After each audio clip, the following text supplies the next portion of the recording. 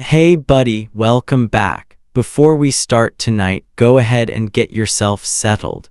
Turn the lights down low or off completely if that is how you like it. Pull the blanket up over your shoulder. Let your eyes get heavy because tonight we are not going anywhere fast. We are going to walk very slowly through one of the oldest stories that still gets told out loud every single day somewhere in the world.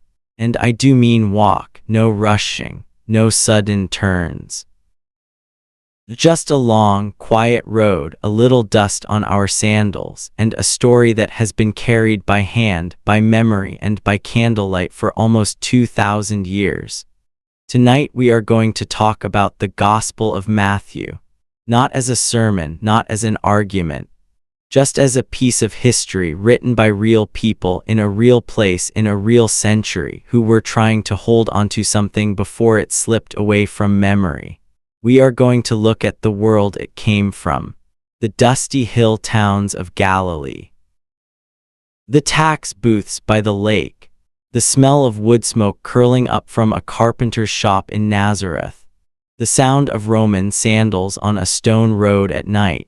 We are going to slow everything down until it feels less like a book you read in a hurry, and more like a place you could have lived in if you had been born in a different century under a different sky. And if somewhere around the second or third section your eyes finally give up the fight and close for good, that is exactly what is supposed to happen. That is the whole point of being here tonight. So let your shoulders drop.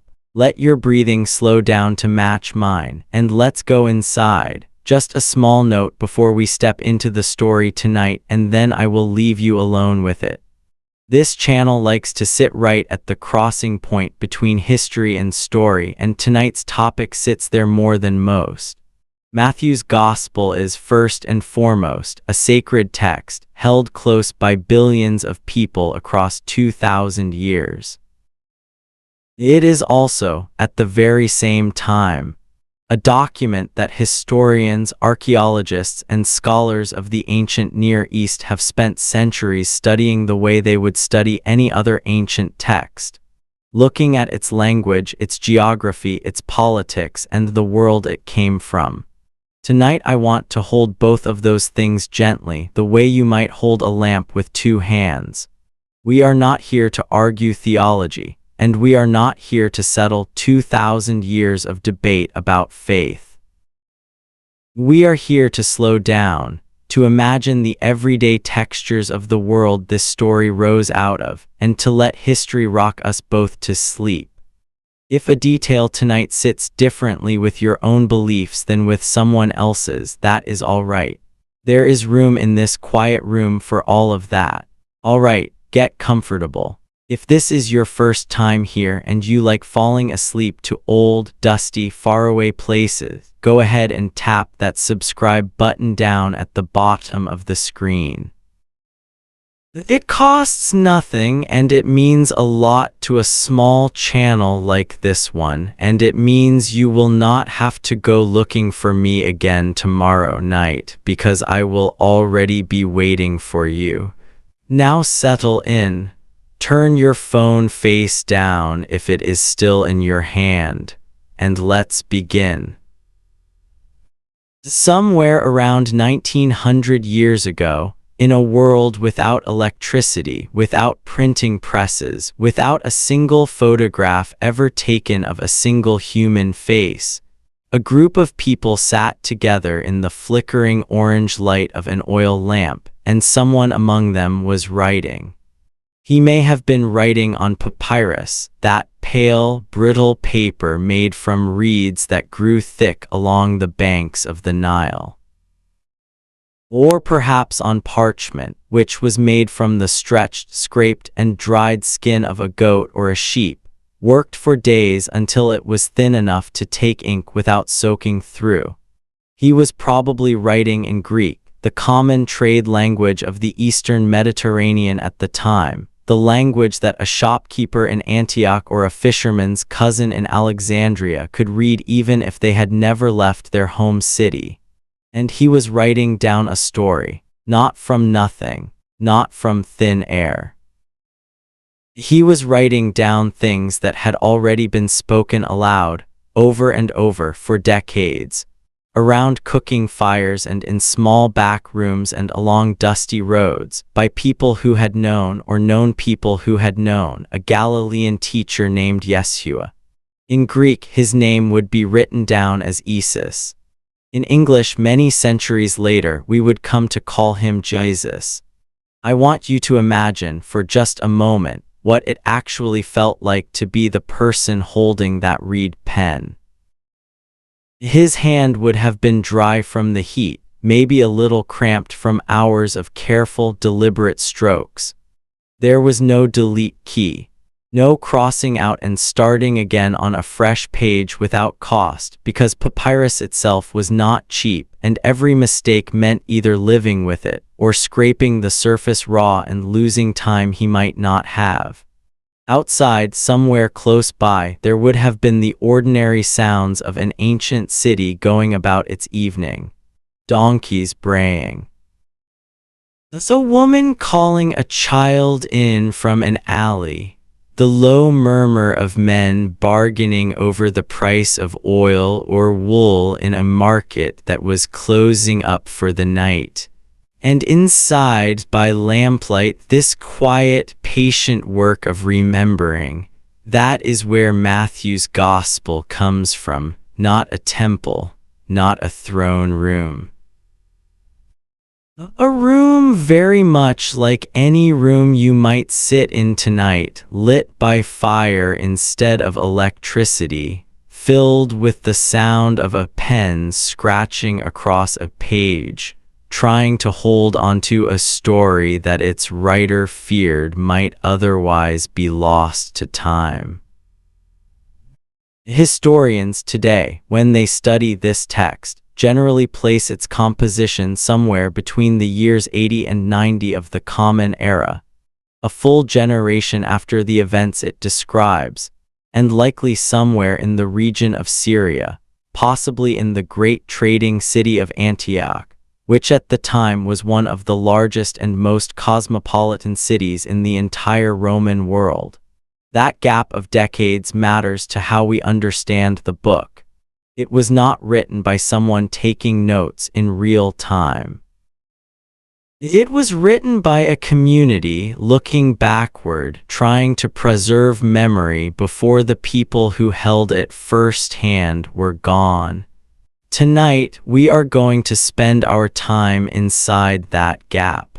We are going to walk the roads of Galilee.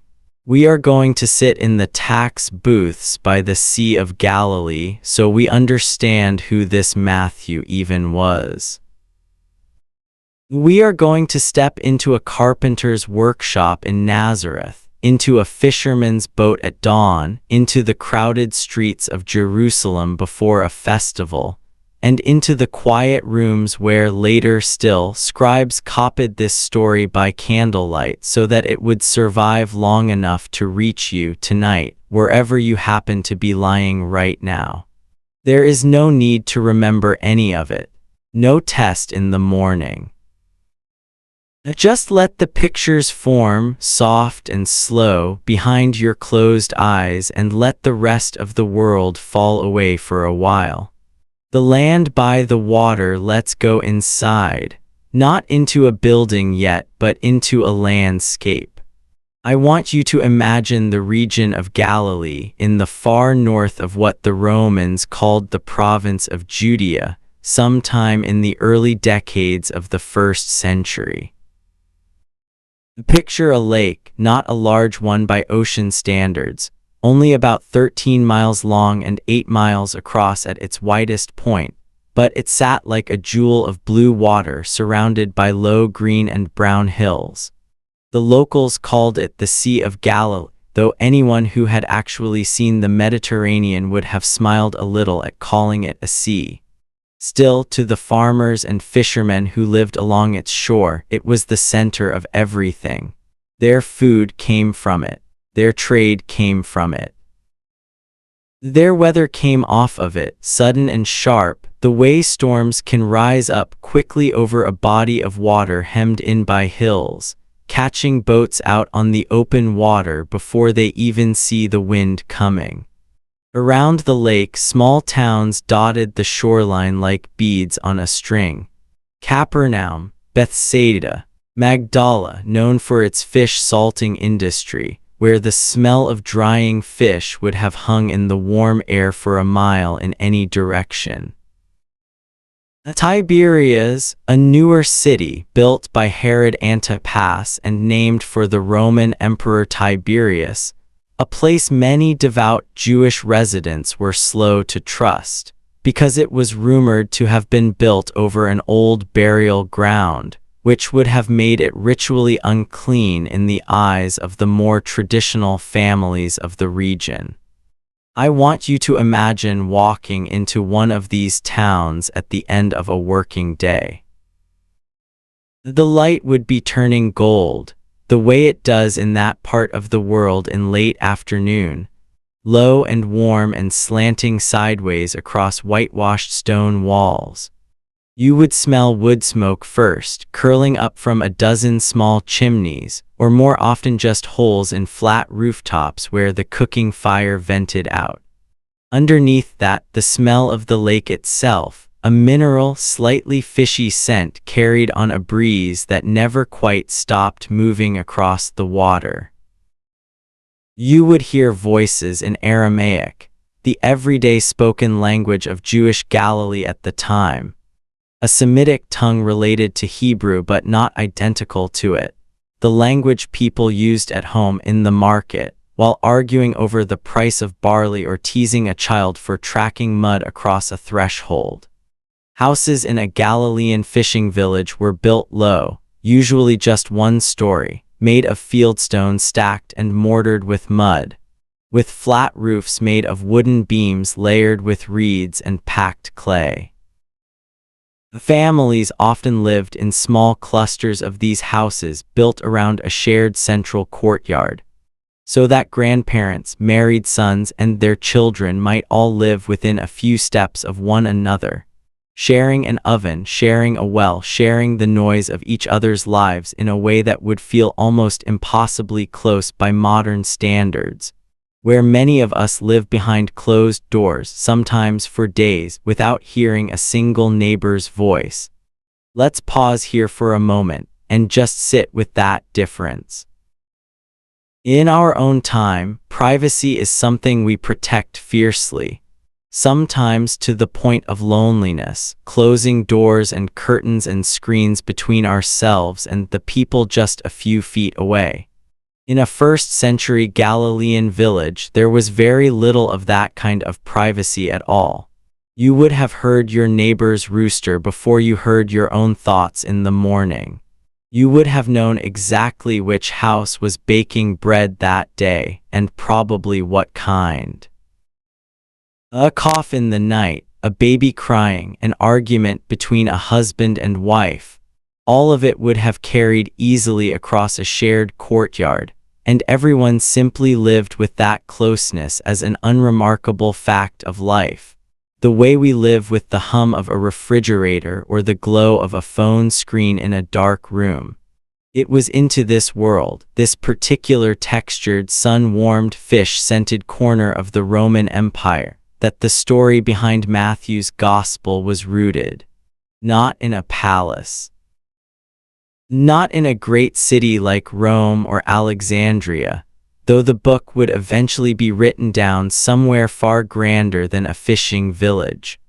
The roots of the story were here, on the shore of a small lake in a small, often overlooked province, among people who spun wool, mended nets, and haggled over the price of salted fish. Rome, at this point, had held authority over the region for decades. Judea and Galilee were not conquered all at once and left alone. They were governed through a careful, sometimes brutal system of layered authority. Client kings like the Herod family ruled certain territories on Rome's behalf, collecting taxes and keeping the peace in exchange for being allowed to keep their thrones and their considerable wealth. Roman governors, called prefects and later procurators, oversaw the more directly controlled regions, including Judea itself, with the power to appoint the high priest in Jerusalem and, when necessary, to crucify troublemakers as a public warning to anyone else who might consider unrest. It was a tense, layered arrangement, Roman power resting on top of local aristocracy, resting on top of ordinary village life. And everyone in that lakeside village would have understood, in the way people always understand these things without needing it explained to them, exactly where the real power sat, and how far down the chain of command a person had to go before anyone with real authority would even notice they existed. And yet, life went on in its ordinary rhythms regardless. The fish still had to be caught before sunrise while the water was calm. Nets still had to be mended in the afternoon shade, fingers moving over rope in a motion so practiced it required almost no thought at all. Bread still had to be baked, wool still had to be spun, children still had to be minded, taught, fed, and put to sleep at night under the same slowly turning stars that we still see today, though we rarely look up long enough to notice them anymore. Let's rest here in this quiet lakeside evening a little longer, before we move further into the story. Somewhere close by, a fire is being banked down for the night. Somewhere close by, a mother is singing something low and repetitive to a child who does not want to sleep yet. And somewhere close by, though none of the people in this particular village yet know it, the story that will eventually become the Gospel of Matthew is only just beginning to take its first quiet steps. The man at the tax booth. Now I want to bring you in a little closer, right up to a specific spot along the shore of that lake near the town of Capernaum, where a road came down from the north and crossed toward the border of the territory ruled by Herod Antipas. At a crossing point like this, there would almost always have been a small wooden booth, sometimes just a table under an awning, where a local tax collector sat day after day watching the road. Imagine this for a moment. A man sitting cross-legged on a low stool, a small scale on the table in front of him for weighing coins, a stack of wax tablets or papyrus scraps for keeping records, and a look on his face that most travelers would have known instantly and instinctively disliked. Tax collectors in the Roman world, particularly the local men hired to collect tolls and duties on goods crossing certain roads or borders, were not popular figures. They were often, though not always, fellow Jews working within a system that ultimately funneled money upward, first to men like Herod Antipas and eventually toward Rome itself. Because of this, they were frequently regarded by their neighbors as collaborators, men who had chosen personal profit and a certain amount of protection under Roman authority over solidarity with the ordinary struggling families around them. It did not help that the job itself invited corruption. A toll collector often had wide discretion in assessing the value of goods being taxed, and there was a long, well-documented history throughout the ancient world of such men quietly padding their own pockets along the way, skimming a little extra off every transaction, knowing that most travelers had neither the time nor the standing to argue. According to the tradition preserved in the gospel that would eventually bear his name, this is exactly the kind of man Matthew was before anything else happened to him. Some early Christian tradition identifies him with a figure called Levi, son of Alphaeus, mentioned in the other Gospels as a tax collector called away from his booth. Whether Matthew and Levi were understood as the same person from the very beginning, or whether that identification developed slightly later in the tradition, is something scholars still discuss carefully, weighing small differences between the Gospel accounts. But the picture that emerges, regardless of the exact details, is consistent. Here was a man sitting at a booth by a lake, doing a job that made him wealthy in coin and poor in reputation, watched with a mixture of resentment and quiet envy by the fishermen and farmers whose goods passed under his measuring eye every single day. I want you to sit with that tension for a moment, because it is a very human one, and it has not gone anywhere in 2,000 years. There is something deeply familiar about a person who has found a kind of security, a kind of comfort, inside a system that most of their neighbors quietly resent. The tax booth by the lake was not glamorous. It was a wooden table under an awning, exposed to wind and dust, and the complaints of every farmer whose olive oil had just been assessed a little higher than he expected. But it was steady work in an unpredictable ancient economy where a bad harvest or a sudden illness could undo a family in a season, was its own kind of wealth. Let's imagine, for just a moment, an ordinary afternoon at that booth. The sun would be high, the awning casting a narrow strip of shade that barely covered the table itself. The dust would rise from the road in small clouds every time a cart passed, catching in the back of the throat, settling on the tax collector's dark tunic and sandaled feet. A farmer leading a donkey loaded with jars of oil might approach, his face already tightening with the practiced irritation of a man who has done this exchange 100 times before and expects to be shortchanged again. The coins would be counted out, weighed carefully to check they had not been shaved or clipped, a common practice among people looking to stretch scarce money a little further. Records would be scratched into wax with a stylus, to be transferred later onto more permanent papyrus.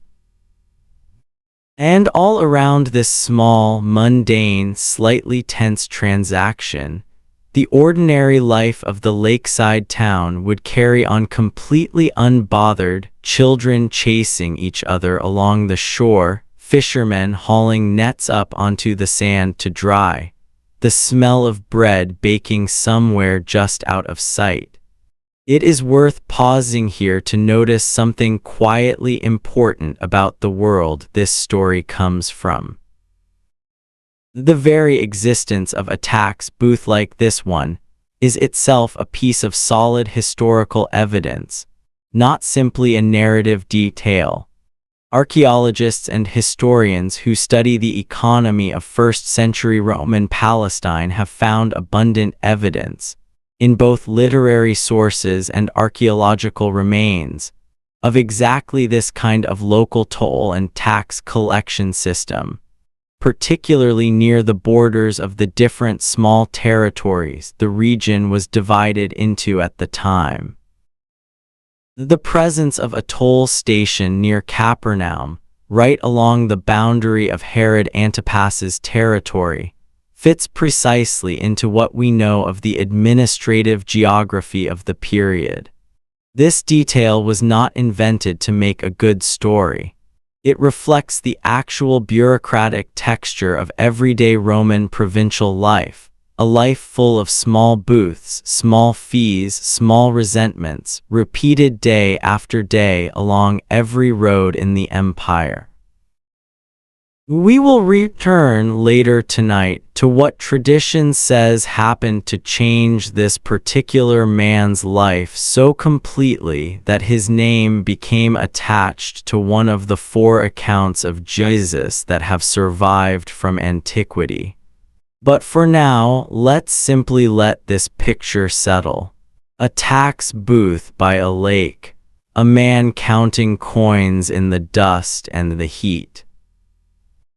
The ordinary, unglamorous texture of an empire's smallest administrative machinery, quietly turning day after day. In a small corner of a province most people in Rome itself would never have given a second thought. The carpenter's house in Nazareth. Let's move now slowly away from the lake, up into the hill country of Lower Galilee, to a small village that most people living in the great cities of the ancient Mediterranean would never have heard of. Nazareth in the 1st century was not a significant place. It was small, likely home to only a few hundred people, tucked into a bowl of hills a few miles from the larger and more important town of Sepphoris. There is even a small, wry moment preserved in another of the Gospels where a character, upon hearing where Jesus is from, asks whether anything good can come out of Nazareth at all, a line that only makes sense if the town's obscurity was something of a small, familiar joke even among people living in the same region. I want you to imagine walking up the narrow, packed dirt paths of a village like this in the late afternoon. The houses would be built into the natural slope of the hillside, many of them incorporating a cave or rock-cut chamber at the back, a common building technique in this part of Galilee, where limestone hills provided both building material and a kind of ready-made cool storage space. The walls would be built of local field stone, sometimes reinforced with sun-dried mud brick, and roofs, as in the lakeside villages, would be flat, made of wooden beams laid across the walls and covered with a thick layer of packed branches, reeds, and clay, waterproofed as well as anyone could manage against the winter rains. Imagine this for a moment.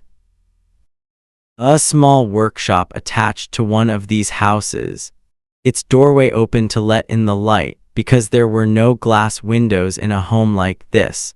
Only small openings that could be shuttered against wind and cold. Inside, the smell would be immediate and specific, the sharp, resinous scent of cut wood, sawdust catching in shafts of afternoon sunlight. The older, dustier smell of tools that had been handled every day for years, until the wood of their handles was worn smooth and dark with the oil of human hands. There is a long-standing tradition, though it rests more on Christian memory than on hard archaeological proof, that Joseph, the man remembered as Jesus's earthly father, worked as what the Greek text of the Gospels calls a tekton, a word that is often translated simply as carpenter, but which more broadly describes a craftsman who worked with his hands in a range of building materials, including wood and quite possibly stone as well, since building projects in this hilly, rocky region of Galilee often required exactly that kind of combined skill. This detail matters more than it might seem to at first.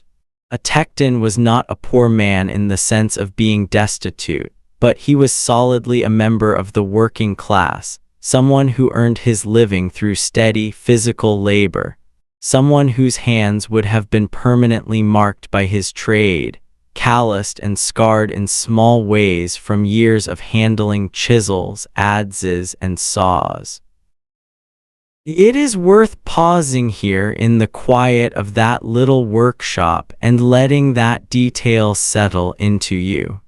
The child at the center of the story that Matthew's Gospel would eventually tell was, by the account preserved in the tradition, raised in exactly this kind of household. Not a scholar's home, filled with scrolls and the leisure to study them at length. A craftsman's home, filled with the smell of cut wood and the sound of a hand plane sliding along a rough plank, evening after evening, until the surface was smooth enough to satisfy a customer's needs. Let's imagine an ordinary working day in a household like this. The morning would begin early before the heat of the day set in, with the household rising as the light first turned gray outside the shuttered windows. Bread from the previous day, or a flatbread cooked quickly on a hot stone, might serve as the first meal, eaten standing without much ceremony. The workshop would open its door to the morning air and the day's labor would begin, whatever it happened to be that particular week, repairing a plow, building a simple wooden chest, framing a doorway for a neighbor's newly built room. Children in a household like this would very likely have been drawn into that same work from a fairly young age. Not as students in the way we think of childhood education today, but as apprentices in the oldest and most literal sense, learning a trade by standing close by, handing over tools, sweeping up shavings, and slowly, over years, being permitted to attempt small tasks themselves under a careful, watching eye. We do not know very much at all, historically speaking, about the childhood of Jesus of Nazareth, and it is worth being honest about that here in the quiet of this evening rather than filling in details the ancient sources simply do not give us. The canonical Gospels, including Matthew's account, are almost entirely silent on the years between his early childhood and his adult ministry, a silence that later Christian tradition would eventually try to fill with other non-canonical stories, some of them quite fanciful, describing miraculous childhood events that most historians regard as later legendary additions rather than historical memory. What we can say with more confidence is simply this.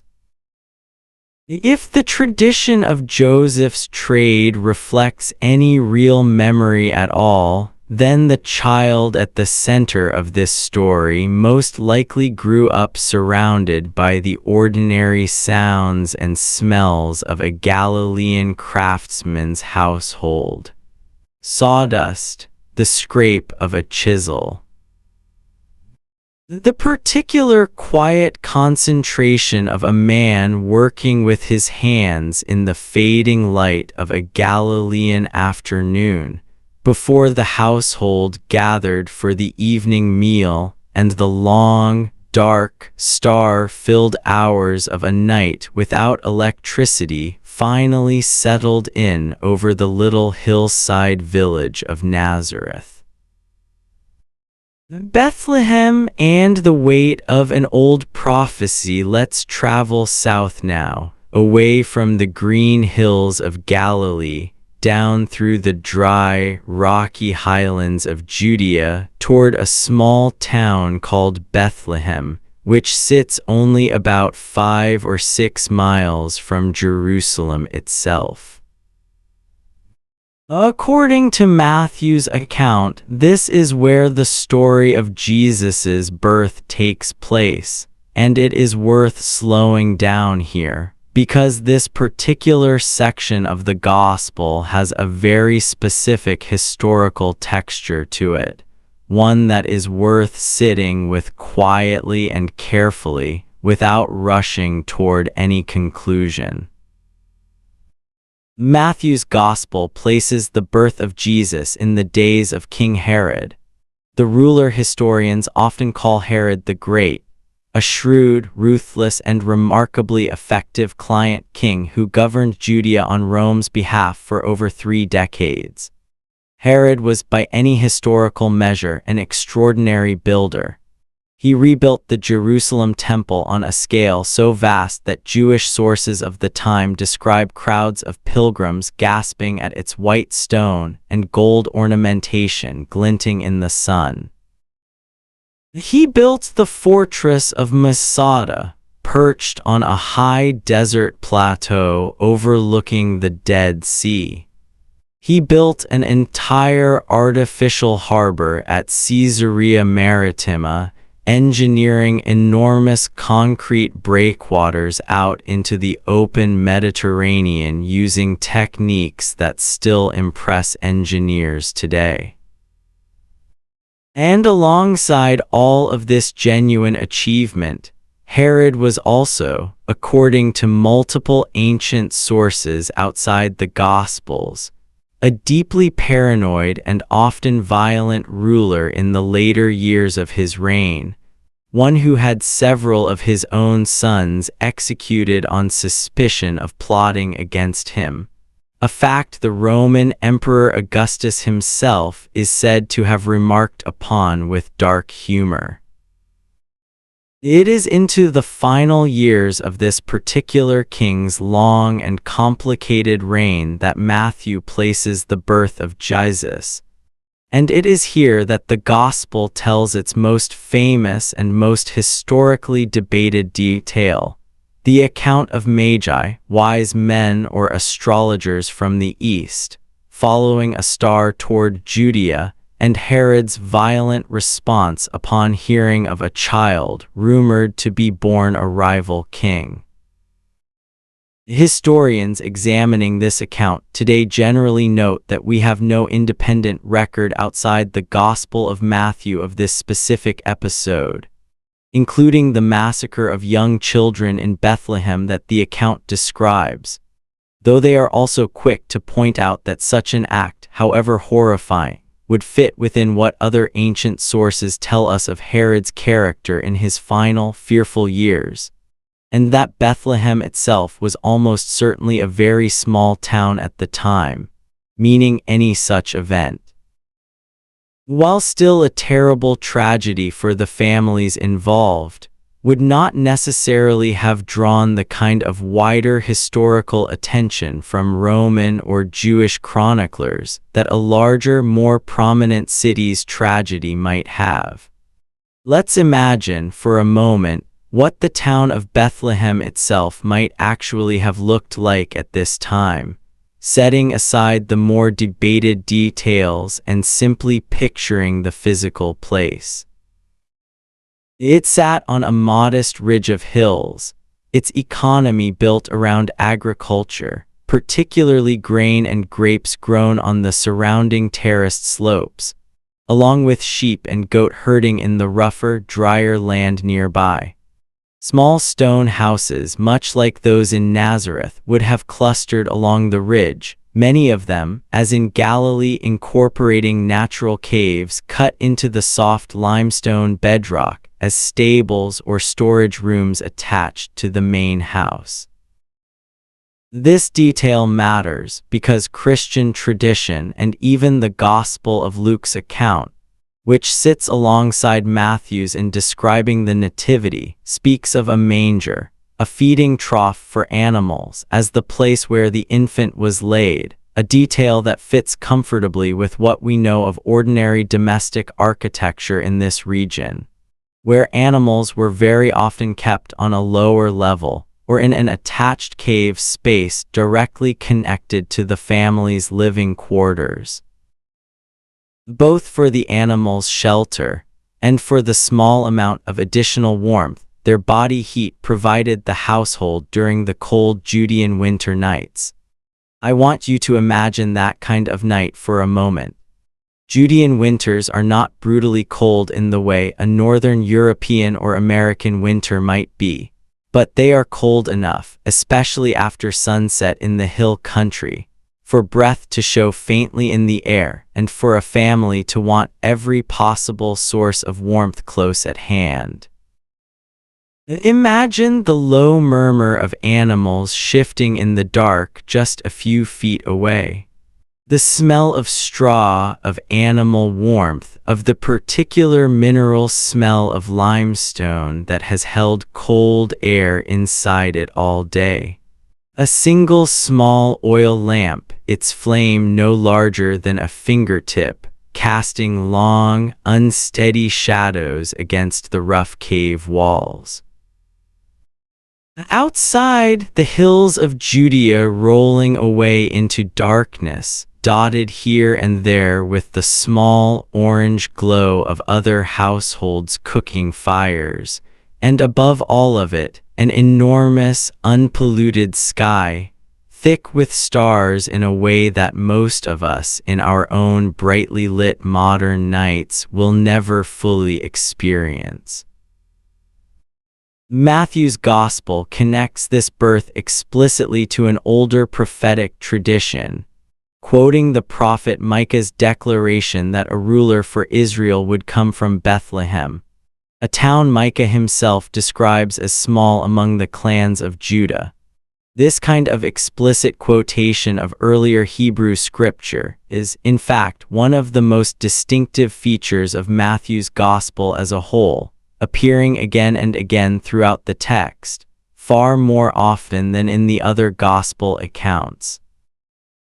The scholars studying the book note that its author seems to have been writing, at least in part, for an audience deeply familiar with Jewish scripture and tradition, someone eager to show, at every turn, how the events of Jesus' life connected backward into the long history of Israel's own sacred texts and expectations. It is one of the clearest fingerprints we have of the community that produced this gospel, a community steeped in Jewish scripture, carefully weaving each new detail of the story into a much older, much longer tapestry of memory and expectation that stretched back centuries before a single word of the New Testament was ever written down. Let's rest here a moment in that quiet Judean night before we move on. A small town on a ridge. A cave used as a stable, warm with animal breath. A single lamp flickering low against old limestone walls. And somewhere above it all, in a clear, star-thick winter sky, the same slow, ancient rotation of constellations that people have watched, and used to tell time and used to comfort themselves in the dark, for as long as human beings have lain awake at night looking upward. Down At the river, let's move forward now, many years past that quiet Judean night, to a very different landscape. Picture the Jordan River Valley, a long low rift running north to south through the landscape of the region, hot and humid compared to the drier hill country on either side of it. Thick in places with reeds, tamarisk trees, and a kind of lush green growth that stood out sharply against the pale, dusty hills surrounding it. This is where Matthew's Gospel introduces a figure who would become central to the opening of Jesus' public story, a man named John, remembered in Christian tradition as John the Baptist. Matthew describes John in strikingly specific terms, clothed in a garment of camel's hair with a leather belt around his waist, living on a diet of locusts and wild honey. I want you to sit with those details for a moment because they are not incidental. This is not the description of a comfortable, settled man. A camel hair cloth was coarse, rough, and inexpensive, associated in the broader ancient Near Eastern imagination with prophets and ascetics who had deliberately set aside ordinary comfort.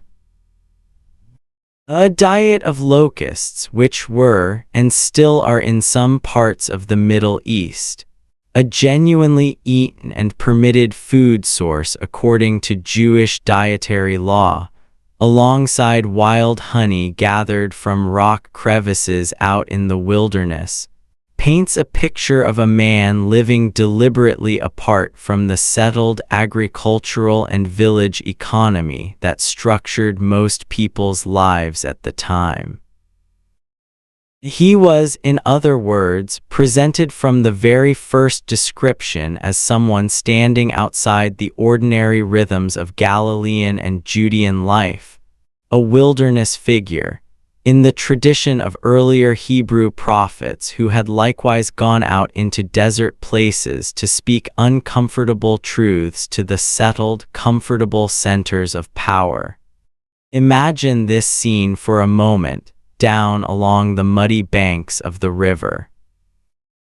Crowds of people, according to the Gospel's account, were traveling out from Jerusalem and the surrounding Judean countryside specifically to see this man and to be baptized by him in the river's waters, a ritual of washing that carried deep resonance within Jewish tradition, tied to ideas of purification, repentance, and preparation.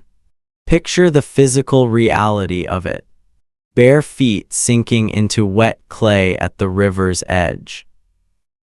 The particular greenish, slightly muddy smell of slow-moving river water in a hot climate. The sound of many voices at once, some low in prayer or confession, some simply chattering the way any crowd does while waiting its turn. Robes hitched up and tucked to keep them dry, or simply soaked through and heavy afterward, clinging uncomfortably to the skin in the heat.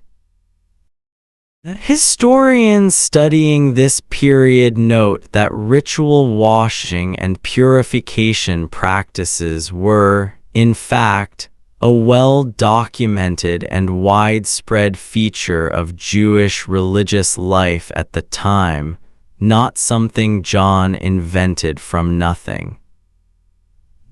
Archaeological excavations throughout Judea, including at sites very close to Jerusalem itself, have uncovered numerous ritual immersion pools, called mikvaot in Hebrew, carved into bedrock and carefully designed according to religious regulations, some of them dating to precisely this period.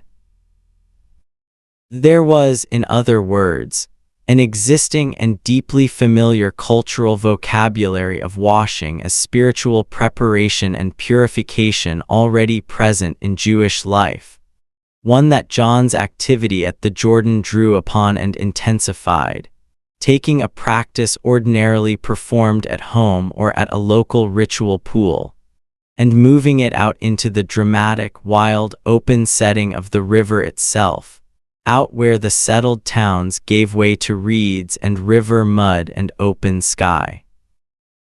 The Jewish historian Josephus, writing several decades after these events in his own historical account of the period, also describes a figure named John who baptized people and who was eventually executed by Herod Antipas, the ruler of Galilee, out of concern that his growing popularity and influence over the crowds might lead to unrest. This is worth pausing on for a moment, because it is one of the relatively rare instances where a figure described in the Gospel accounts is also independently attested, in some detail, by a non-Christian historical source writing close to the same period. Now, Josephus's account differs somewhat in emphasis from the Gospel descriptions, focusing more heavily on Herod's political fears than on John's specific religious message. But the basic historical shape, a charismatic wilderness preacher drawing large crowds down to the river, eventually executed by Herod Antipas as a precaution against unrest. lines up closely enough with the Gospel accounts that most historians treat John the Baptist as one of the more securely attested figures connected to this entire story. Let's imagine one more time the particular quality of light down at that river in the late afternoon. The sun, lower in the sky, would turn the muddy brown water briefly gold along its surface. Reeds along the bank would rustle faintly in whatever small breeze moved through the valley. The crowd, tired now from a long day of waiting and walking, would begin thinning out, some turning back toward Jericho or the road up to Jerusalem, others staying to make camp along the riverbank for the night, cooking small fires, the smell of bread and lentils drifting out over the water. And somewhere among that crowd, according to Matthew's account, on one particular day like any other day at that river, a young man from a small hill village in Galilee waded down into the water himself, to be baptized alongside everyone else, before beginning the public part of a story that would eventually be written down, decades later, in a gospel that would carry his name across an empire that had never even noticed his existence. The hillside and the words spoken there, "Let's climb now," gently up from the shore of the lake into the low hills that rise just behind Capernaum and the other lakeside towns. Because it is here, according to Matthew's account, that one of the most famous sections of the entire gospel takes place, a long collection of teaching that has come to be known as the Sermon on the Mount. I want you to imagine first simply the physical setting of this scene, before we think about the words themselves. The hills around the Sea of Galilee are not dramatic mountains in the way we might picture the Rockies or the Alps.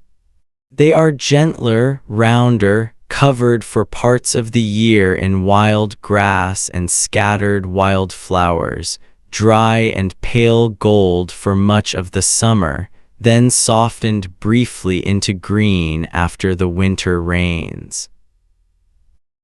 From certain points along these hills, a person could look out and see the whole shining expanse of the lake below, the small fishing boats out on the water reduced to specks, the rooftops of Capernaum and Bethsaida catching the afternoon light. It would have been, quite simply, a natural amphitheater, a place where a crowd could gather on a gentle slope and still see and hear a single speaker positioned somewhere below or in front of them. The terrain itself doing some of the work that a modern microphone might do today. Imagine sitting there among that crowd on the warm, dry grass, the sun on the back of your neck, the smell of crushed thyme and wild grass rising up from where people had been walking and sitting all morning. Around you, an enormous range of ordinary people, farmers with hands rough and cracked from years of working dry, stony Galilean soil. Fishermen, their skin permanently weathered by sun and salt spray, some of them still smelling faintly of the lake even after washing. Women, many of them likely sitting somewhat apart according to the social customs of the time, some with small children held close, others simply listening, weighing every word carefully the way people do when they suspect they are hearing something worth remembering. Beggars, the sick, people whose lives had been genuinely difficult in ways that a comfortable modern audience might struggle to fully imagine, drawn by rumors of healing and by the simple, magnetic pull of a teacher whose words seemed to actually address their situation rather than talking past it. It is worth pausing here to notice something about the content of the teaching Matthew records in this section, because it draws so heavily, so constantly on the ordinary agricultural and domestic textures of Galilean life that we have been imagining together all evening.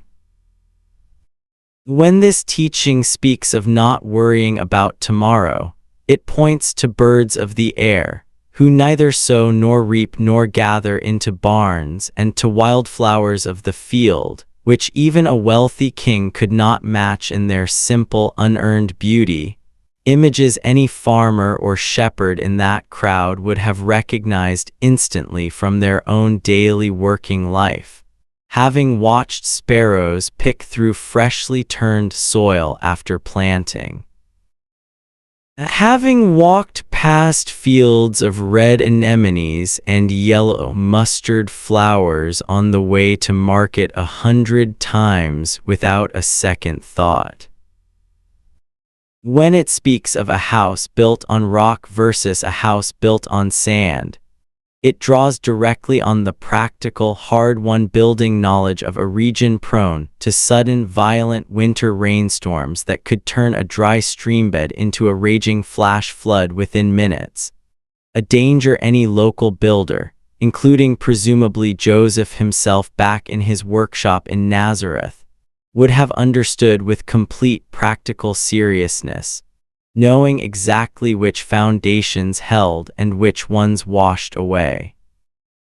I want you to imagine for a moment just how different this way of teaching would have felt from the more formal scripture-quoting style of some of the religious teachers and scholars of the period, men who often taught by citing earlier written authorities and their accumulated interpretations. This teaching instead reached constantly for the nearest, most familiar, most physically present image. A lamp set on a stand rather than hidden under a basket. An image drawn directly from the small oil lamps that lit every single household in that crowd every single evening. Salt losing its flavor. A genuinely puzzling but immediately graspable image for anyone who had ever dealt with the impure mineral heavy salt commonly harvested from around the Dead Sea region. Salt that could indeed become diluted and useless if mixed carelessly with other minerals. A speck of sawdust in a neighbor's eye versus a large plank in one's own. An image that, again, would have landed with particular sharpness among an audience that likely included people who had grown up, quite literally, around carpenters' workshops just like the one in Nazareth. Let's slow down here and simply notice this pattern, because it tells us something quiet but important about who this teaching was originally shaped for, and by extension, something about the community that eventually wrote Matthew's Gospel down. This was not abstract philosophy delivered to a leisured, literate elite in some quiet garden or lecture hall, the way certain Greek philosophical schools of the period conducted their teaching. This was instruction delivered outdoors on a hillside to an audience of farmers, fishermen, laborers, and their families, using the exact vocabulary of soil, seed, salt, lamp oil, and sawdust that structured their every waking day. It is one of the clearest windows we have into the actual texture of ordinary life in first-century Galilee, preserved almost by accident, tucked inside a body of religious teaching that has been read and repeated for 2,000 years since. Let's imagine the crowd slowly dispersing as the afternoon wears on, the sun beginning its long slide toward the hills on the far side of the lake, people rising stiffly from the warm grass, dusting off their clothes, gathering children and belongings, beginning the walk back down toward their homes in Capernaum or the smaller villages scattered along the shore, carrying with them, whether they fully realized it yet or not, words that a small community of scribes and storytellers would, decades later, work very hard to preserve exactly so that they would not be lost the way so much of the ordinary spoken life of the ancient world simply was. The fishermen of Capernaum. Let's go back down to the water now, to the town of Capernaum itself, which archaeologists have identified with reasonable confidence at a site on the northwestern shore of the Sea of Galilee, where excavations have uncovered the remains of a modest fishing village. Its houses, built of local black basalt stone, dark and rough compared to the paler limestone used further inland. Matthew's Gospel tells us that it was here, along this particular stretch of shoreline, that several of the men who would become closest to Jesus were first called away from their working lives. Men Matthew names as Simon, who would come to be called Peter, and his brother Andrew. I want you to imagine first what the working life of a Galilean fisherman actually involved, because it is a much harder, much more physically demanding existence than the word fisherman might casually suggest to a modern ear used to thinking of fishing as leisure. Boats on the Sea of Galilee at this time were typically small wooden vessels, perhaps 20 to 26 feet long, built of local timber, with a single mast and sail for use when the wind was favorable, and oars for when it was not. Archaeologists actually recovered one such boat, remarkably preserved in the mud of the lake bed during a drought in the 1980s, and careful analysis dated its construction to somewhere close to this very period, giving historians an unusually direct, physical connection to the exact kind of vessel these fishermen would have used. Imagine the pre-dawn hours before a night of fishing, because much of the most productive fishing on this lake was done at night, when certain species of fish rose closer to the surface in the cooler water. Picture several men wading out into water still holding the day's warmth, hauling a heavy net between them, the rough, tarred rope biting into palms already thick with callus from years of exactly this same motion. The net itself, likely a casting net for shallower work near shore, or a larger dragnet requiring a full crew and sometimes two boats working in coordination, hauling the net in a wide arc through the water before slowly drawing it closed and pulling the catch aboard, a task requiring real physical strength, sustained over hours in the dark. On a lake known for sudden and dangerous squalls that could turn a calm night dangerous within minutes as cold air rushed down through the surrounding hills and collided with the warmer air sitting over the water. Let's sit with the sensory texture of this work for a moment.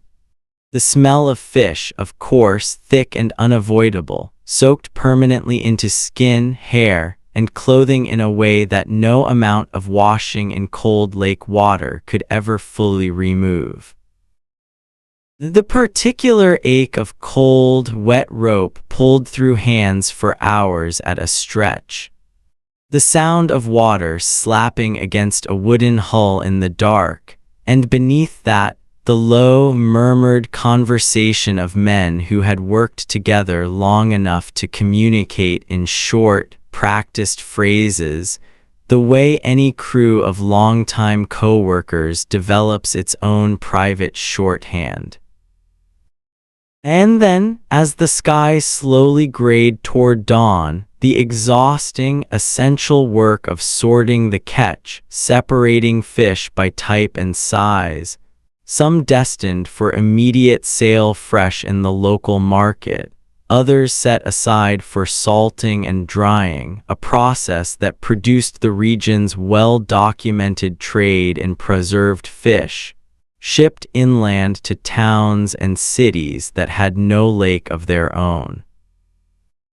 It is worth pausing here to notice how physically demanding, how genuinely exhausting this ordinary working life actually was, because it reframes something important about the men Matthew's Gospel describes being called away from their nets. This was not a leisurely profession, easily set aside on a passing whim.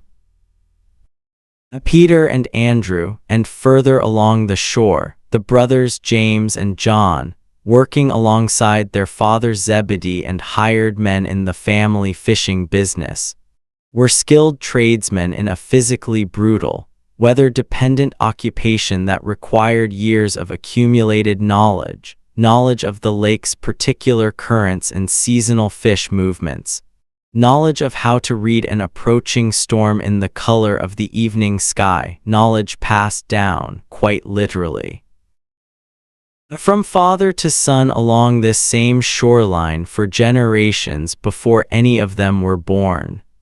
Matthew's Gospel describes Jesus calling out to these men as they worked, mending nets or casting them into the water, inviting them to leave their nets and follow him instead, promising, in a phrase drawn directly and deliberately from their own working vocabulary, to make them fishers of people.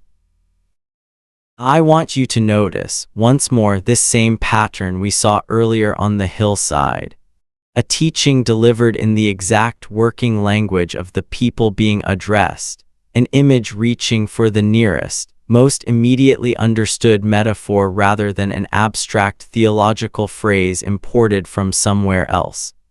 It would have landed for men who had spent their entire working lives with net and rope and hook, with an immediacy that no amount of formal religious language could have matched. Let's imagine one final time the physical setting of this small, quiet moment along the shore. Early morning light, still soft and gray, beginning to turn faintly gold at the edges of the eastern sky. The smell of the lake, damp stone, drying nets laid out on the sand nearby. A boat pulled halfway up onto the shore, its hull streaked dark with wet sand.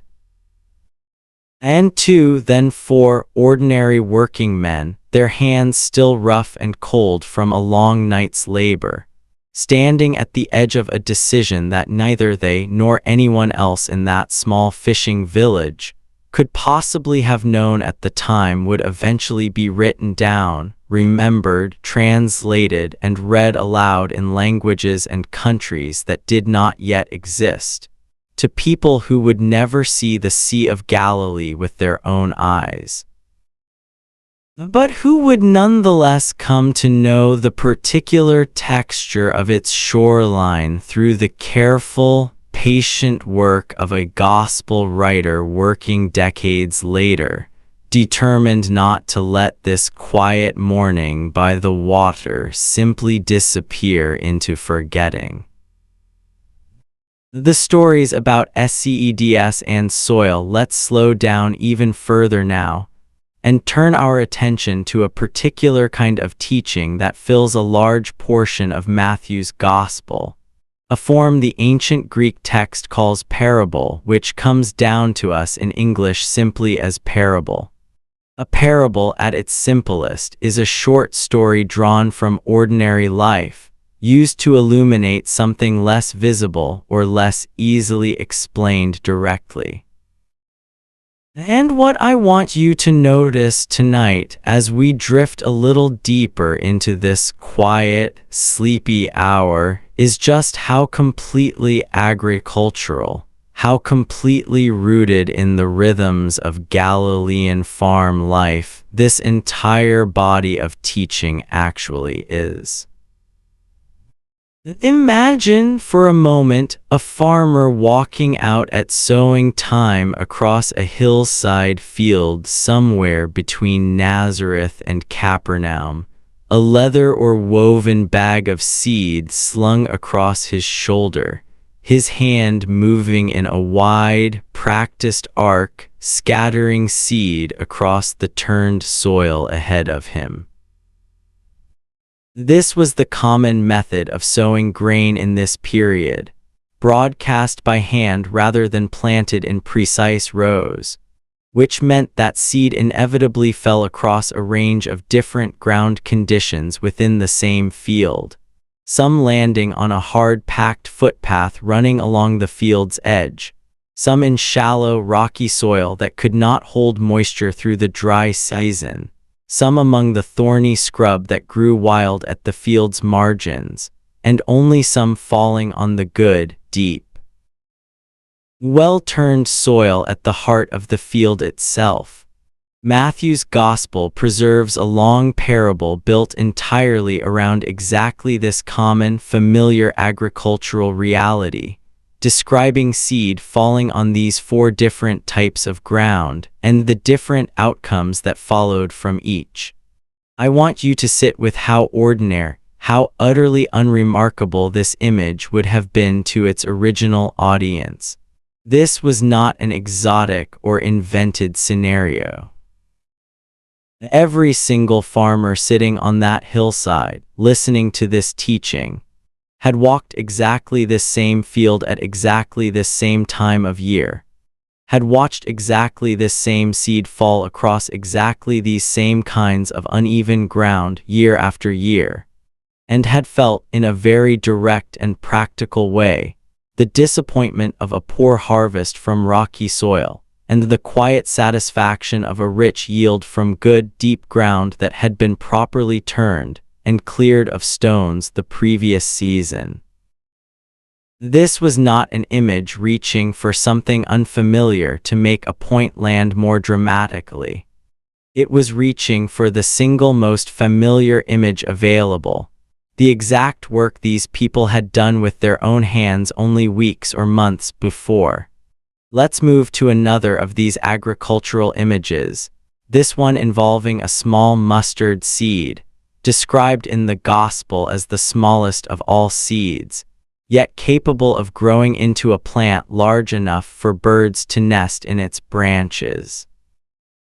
Botanically speaking, historians note that the black mustard plant common to this region, while not literally the smallest seed in the entire natural world, was indeed proverbially small and yet capable of remarkably vigorous, almost weed-like growth, sometimes reaching heights of 8 to 10 feet in a single growing season under the right conditions, tall enough, quite plausibly, for small birds to shelter among its dense branches. Again, this is not an image invented from nothing. It is drawn directly from something any Galilean farmer would have observed with a slightly wry, knowing familiarity, mustard being the kind of plant that, once it took hold in a field, was notoriously difficult to fully remove, spreading with a persistence that made it as much a nuisance to some farmers as a useful crop to others.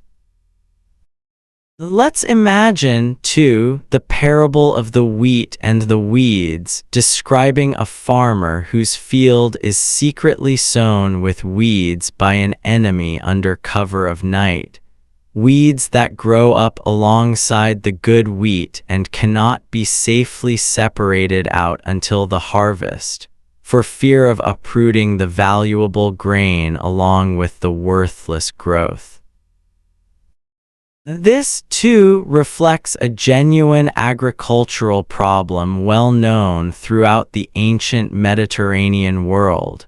A particular weed, likely a type of darnel, that in its early growth stages closely resembles wheat and is extremely difficult to distinguish from the genuine crop until both plants mature and produce their very different seed heads. Any farmer in that hillside crowd would have recognized this exact frustration instantly. The anxious work of walking a field early in the season, squinting at young green shoots, trying to guess which ones would eventually prove to be worthless, and which would fill a family's storehouse through the coming winter. Let's rest here for a moment on this pattern we keep noticing tonight, because it tells us something quiet and important about the community that eventually wrote these stories down. Whoever preserved and shaped this body of teaching, whether directly from memory of Jesus's own words or through decades of careful oral transmission within the earliest Christian communities, clearly understood and clearly valued the ordinary agricultural texture of Galilean life. These were not urban stories crafted for an audience of merchants and scholars in a great cosmopolitan city. These were the stories of a farming and fishing people, told using their own soil, their own seed, their own weeds and grain and fish, reflected carefully back to them in a way that made abstract spiritual teaching feel as immediate and familiar as the ordinary, exhausting, deeply known work of their own daily lives. Let's imagine, one more time, the quiet end of such a teaching session on that hillside. The sun now dropping low toward the western hills, long shadows stretching out across the grass. The crowd beginning its slow, tired walk back down toward the lakeside villages, carrying with them, whether they knew it yet or not, images of seed and soil and mustard and wheat that a small community of writers, working decades later in a very different setting, would work hard to remember precisely, word for word. So that farmers and fishermen very far removed from that particular Galilean hillside, in centuries and countries this crowd could never have imagined, might still recognize in these same old agricultural images something of their own ordinary working lives reflected quietly back to them as well.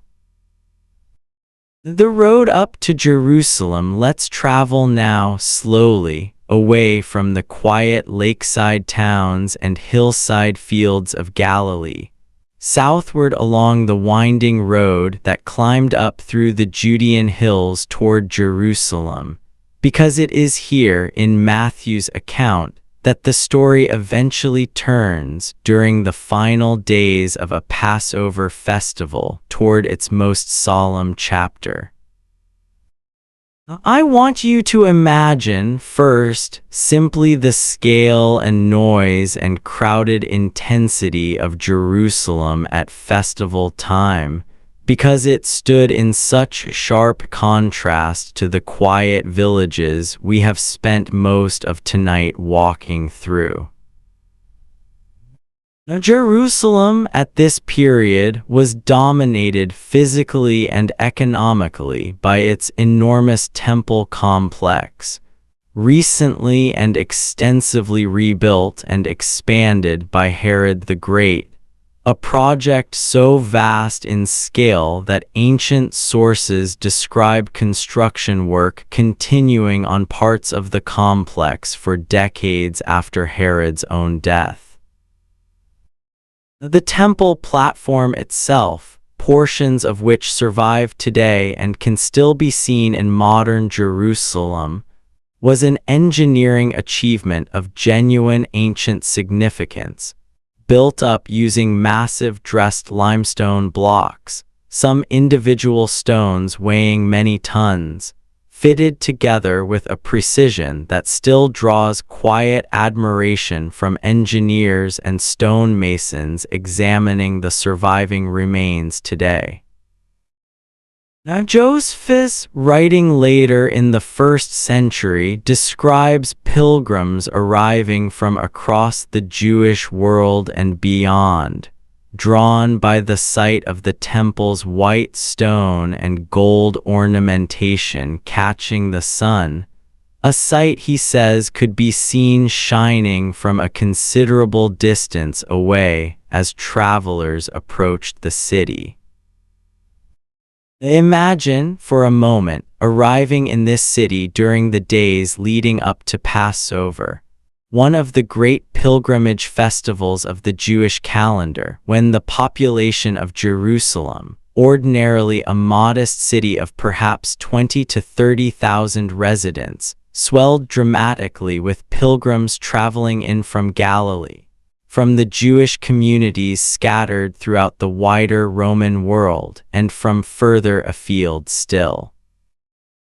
The narrow streets, paved in places with the same massive limestone blocks used in the temple itself, would have been thick with the noise and smell of a genuinely enormous crowd, animals being led toward the temple for sacrifice, the smell of roasting meat and wood smoke drifting from countless small cooking fires, vendors calling out the prices of doves, wine, and unleavened bread, the particular layered hum of many different regional accents, and even languages mixing together in the streets. Since pilgrims traveling from the diaspora communities of Egypt, Syria, and further east often spoke Greek or other languages as their first tongue rather than the Aramaic common in the Galilean countryside. I want you to picture, too, the money changers Matthew's Gospel describes overturned in the temple courts, because this detail reflects a genuine and well-documented feature of temple economics at the time. The pilgrims arriving from across the Roman world carried a wide range of different regional coinage, much of it bearing images of Roman emperors or local rulers considered inappropriate or even idolatrous for use within the sacred confines of the temple itself. Money changers, set up with small tables in the outer temple courts, performed the practical necessary service of exchanging this foreign currency for the acceptable Tyrian silver shekels required for paying the annual temple tax and for purchasing sacrificial animals. Though this necessary service, as with the tax booths we imagined earlier tonight, also carried a well-documented reputation for exploitative exchange rates and quiet corruption. A reputation Matthew's account of Jesus overturning these tables and driving out the merchants seems to directly address. Let's slow down and imagine, too, the specific rhythm of the Passover meal itself, which Matthew's Gospel describes Jesus sharing with his closest followers on the night before his arrest, a meal remembered in Christian tradition as the Last Supper. The Passover at this time was centered around the ritual sacrifice of a lamb at the temple, its blood offered there according to prescribed ritual, its meat then carried back to be roasted and eaten that same evening within a household or gathered group, alongside unleavened bread, made without yeast in commemoration of the hurried departure from Egypt described in the ancient story of the Exodus, and bitter herbs eaten as a physical, a sensory reminder of the bitterness of slavery that the festival as a whole commemorated. Imagine a room, likely on the upper floor of a house, since upper rooms in this period often served as guest and gathering spaces, lit by oil lamps, the smell of roasted lamb and herbs filling the space. A small group of men reclining on low cushions around a shared low table, following a ritual meal structure that Jewish families across the ancient world, and indeed across the many centuries since, have continued to observe in recognizably similar form. It is worth pausing here to notice, one more time, how thoroughly rooted in genuine historical and religious practice this section of Matthew's account actually is. The Passover meal structure, the presence of unleavened bread and ritual wine, the practice of reclining rather than sitting upright at a formal meal, a custom borrowed originally from Greek and Roman dining fashion and adopted into Jewish festival practice by this period. All of these details align closely with what historians and archaeologists know independently about first-century Jewish festival practice. And quite apart from anything the Gospel itself claims theologically about the meaning of this particular meal. Let's rest here a moment in that quiet, lamplit upper room before the story moves toward its most difficult chapter. Outside, somewhere below, the ordinary sounds of a crowded festival city settling slowly into night. Inside, a small group of men finishing a meal together, the smell of roasted lamb still lingering in the air, the low, steady flame of an oil lamp casting long shadows against a plastered wall. None of them yet fully aware of just how much the events of the coming hours would come to be remembered, retold, and eventually written down, decades later, by a careful, patient hand determined to preserve every detail before it slipped away. The governor's courtyard. Let's move now, gently and without hurry, into the section of Matthew's Gospel that historians often find most closely woven into the wider, independently documented politics of Roman provincial administration, the account of Jesus's trial before the Roman governor Pontius Pilate. I want to walk through this quietly and carefully tonight, the way we have walked through everything else, focusing on the historical texture of the world rather than lingering on suffering itself, because that is not the purpose of this evening's story. Pontius Pilate is, unlike some figures in the Gospel accounts, independently and quite securely attested in the historical record outside the New Testament. Josephus writes about him at some length, describing him as a prefect who governed Judea for roughly a decade in this period, and who developed something of a reputation in Josephus's telling for a certain heavy-handed insensitivity toward Jewish religious sensitivities, provoking at least a few serious public disturbances during his tenure through decisions that showed limited concern for local custom. In 1961, archaeologists excavating at Caesarea Maritima, the administrative capital of Roman Judea and the city where the governor most often resided outside of festival periods, uncovered a stone inscription bearing Pilate's name and title, a genuinely remarkable piece of direct physical evidence connecting this figure firmly to the historical record, quite apart from any of the Gospel accounts.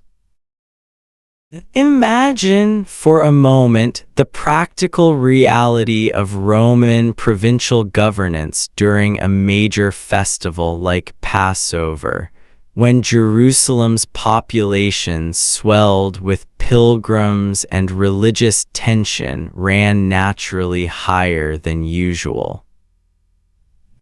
Roman governors based ordinarily in Caesarea would typically travel to Jerusalem during these festival periods specifically to be present with additional troops on hand, a precaution against the kind of unrest that large religious gatherings, combined with resentment of foreign occupation, could sometimes produce.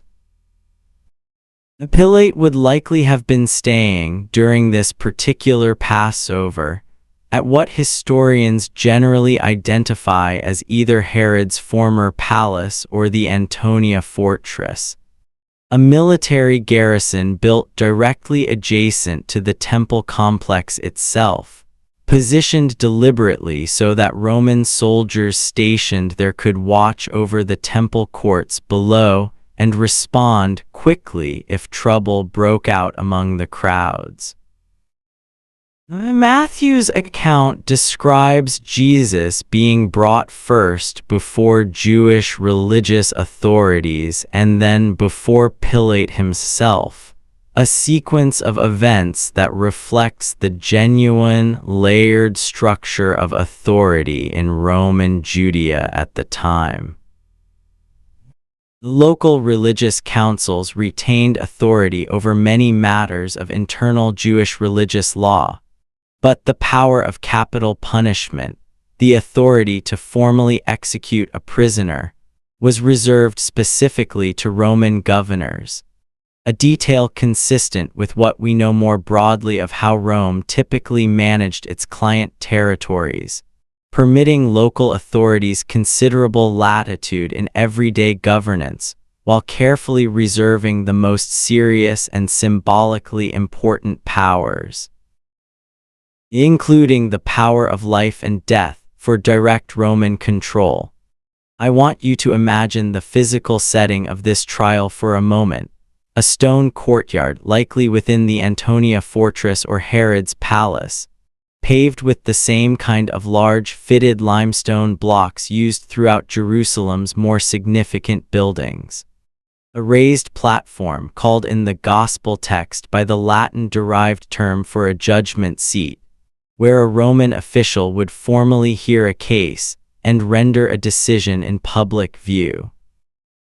Roman soldiers stationed around the courtyard's edges, their armor and short swords marking them clearly as the empire's own instruments of order, watching a scene that for them was likely a routine, faintly tedious piece of provincial administrative business, one small local matter among the dozens they might process during a tense festival week, rather than the singular, world-altering event it would come to be remembered as by later generations. Matthew's account also describes the specific Roman practice of crucifixion, a method of execution Rome employed particularly, though not exclusively, as a deterrent against rebellion, banditry, and insurrection in its provinces, chosen specifically because of its slow, public, deliberately humiliating nature, intended less as a private punishment and more as a visible, deterrent message to anyone else who might consider similar defiance. Archaeological evidence for this practice in the region survives directly.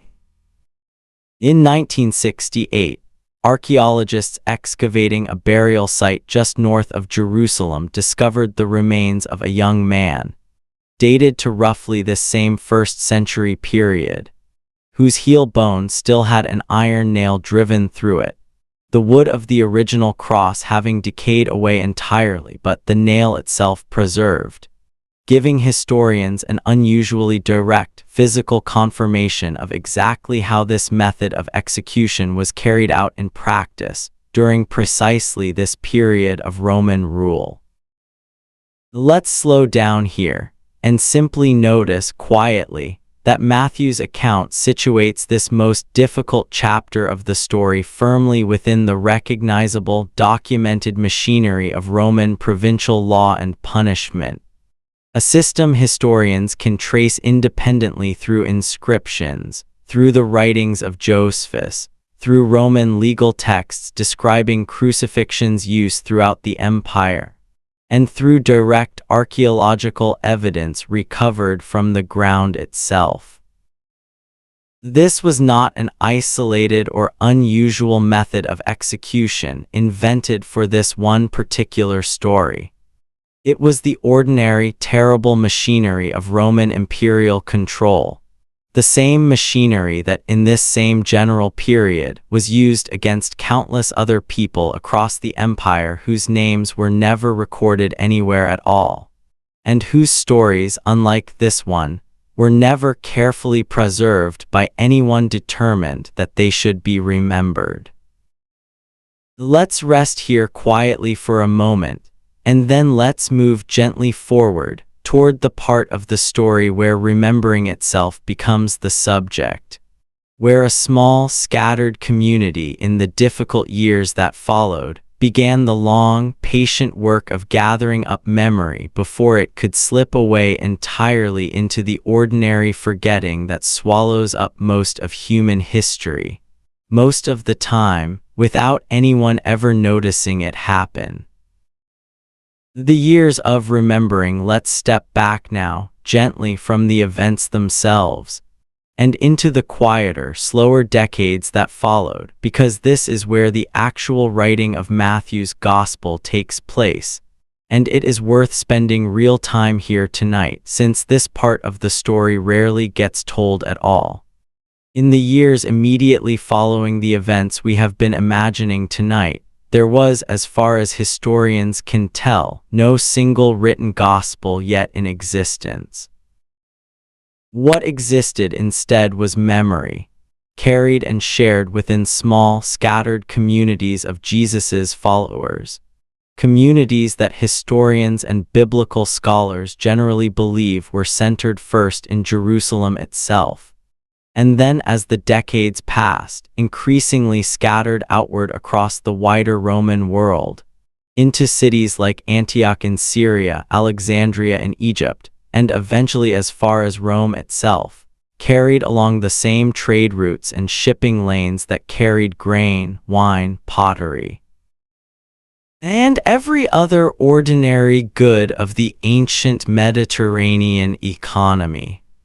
I want you to imagine for a moment what it actually meant to preserve a story in a world where memory, rather than writing, was still the primary vessel for almost everything a community considered important. Ancient Mediterranean culture, and Jewish culture in particular, had deeply developed traditions of careful oral transmission, techniques of memorization, repetition, and communal correction that allowed relatively long and complex material to be preserved with real accuracy across a single generation, and often several.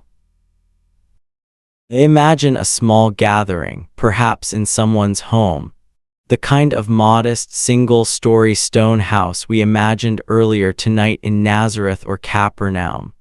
A group of perhaps a dozen or 20 people sitting close together in lamplight, listening as an elder within the community recited from careful memory the sequence of teachings and events that had been passed down to them. Teachings that had themselves likely been organized, quite deliberately, into memorable patterns, repeated phrases, and parallel structures and grouped sayings, specifically to make this kind of oral preservation more reliable across the passing years. The scholars studying the origins of the Gospels generally believe that, alongside this oral tradition, at least some written material likely existed relatively early as well, perhaps in the form of shorter collections of Jesus's sayings, or brief written accounts of specific events, circulating in various forms among different communities before being drawn together into the longer, more unified narrative structure we recognize today as a complete gospel. Most scholars today believe that Mark's Gospel, the shortest of the four, was likely composed first, sometime around the year 70, close to or shortly after the traumatic Roman destruction of the Jerusalem temple during the Jewish revolt of that period, and that the author of Matthew's Gospel, writing perhaps a decade or two later, drew on Mark's earlier written account as one significant source, while also incorporating additional material, much of it teaching material, that Matthew shares with Luke's Gospel but not with Mark's. Material scholars often refer to using the shorthand term Q, from the German word for source, though the exact nature and even the existence of this shared source remains a subject of careful, ongoing scholarly debate rather than settled certainty. Let's imagine, for a moment, the kind of community that might have produced Matthew's particular version of this larger shared story, since the Gospel's own content gives us real clues here.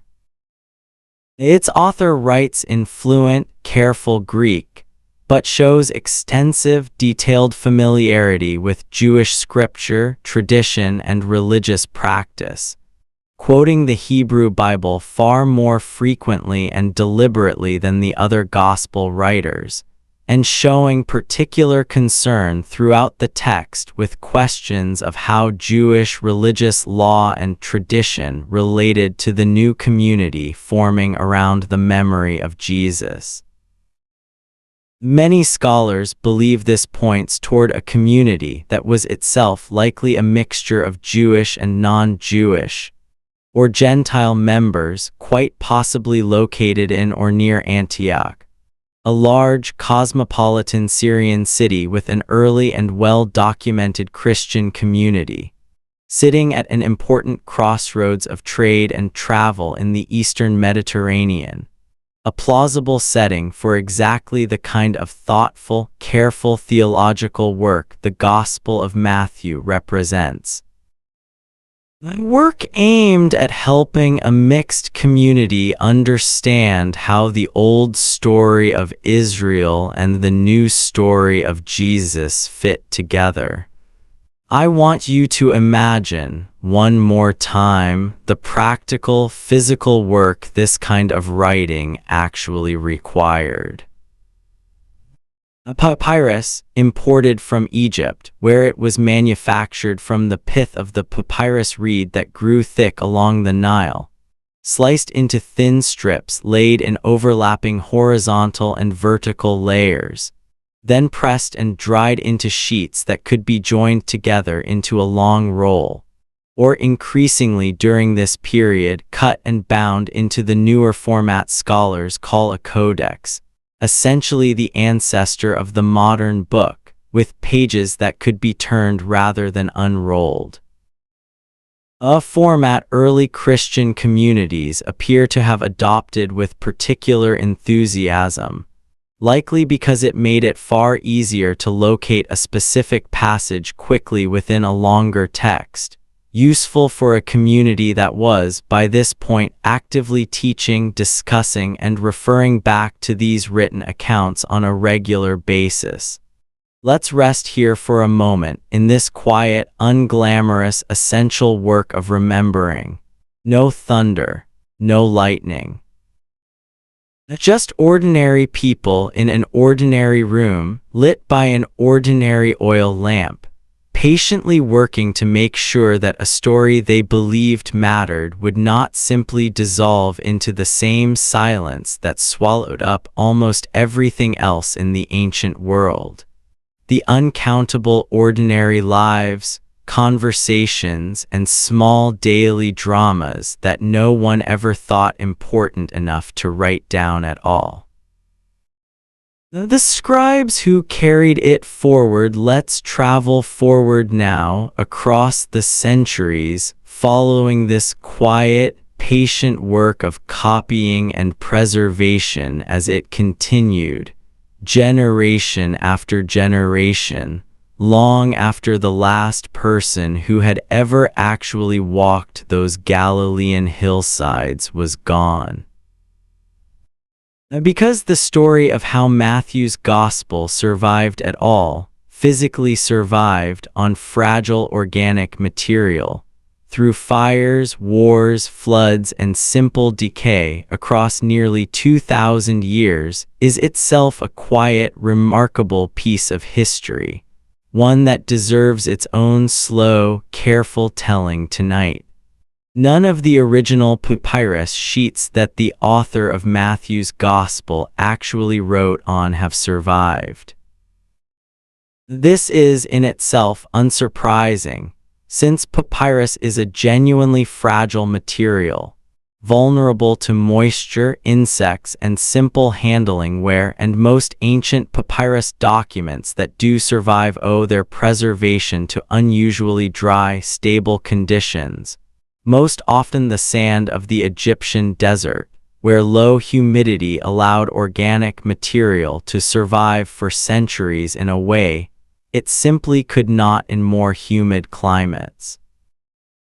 What survives instead are copies made by later scribes of copies made by scribes before them in an unbroken chain stretching back, as closely as textual scholars can trace it, toward that original lost document.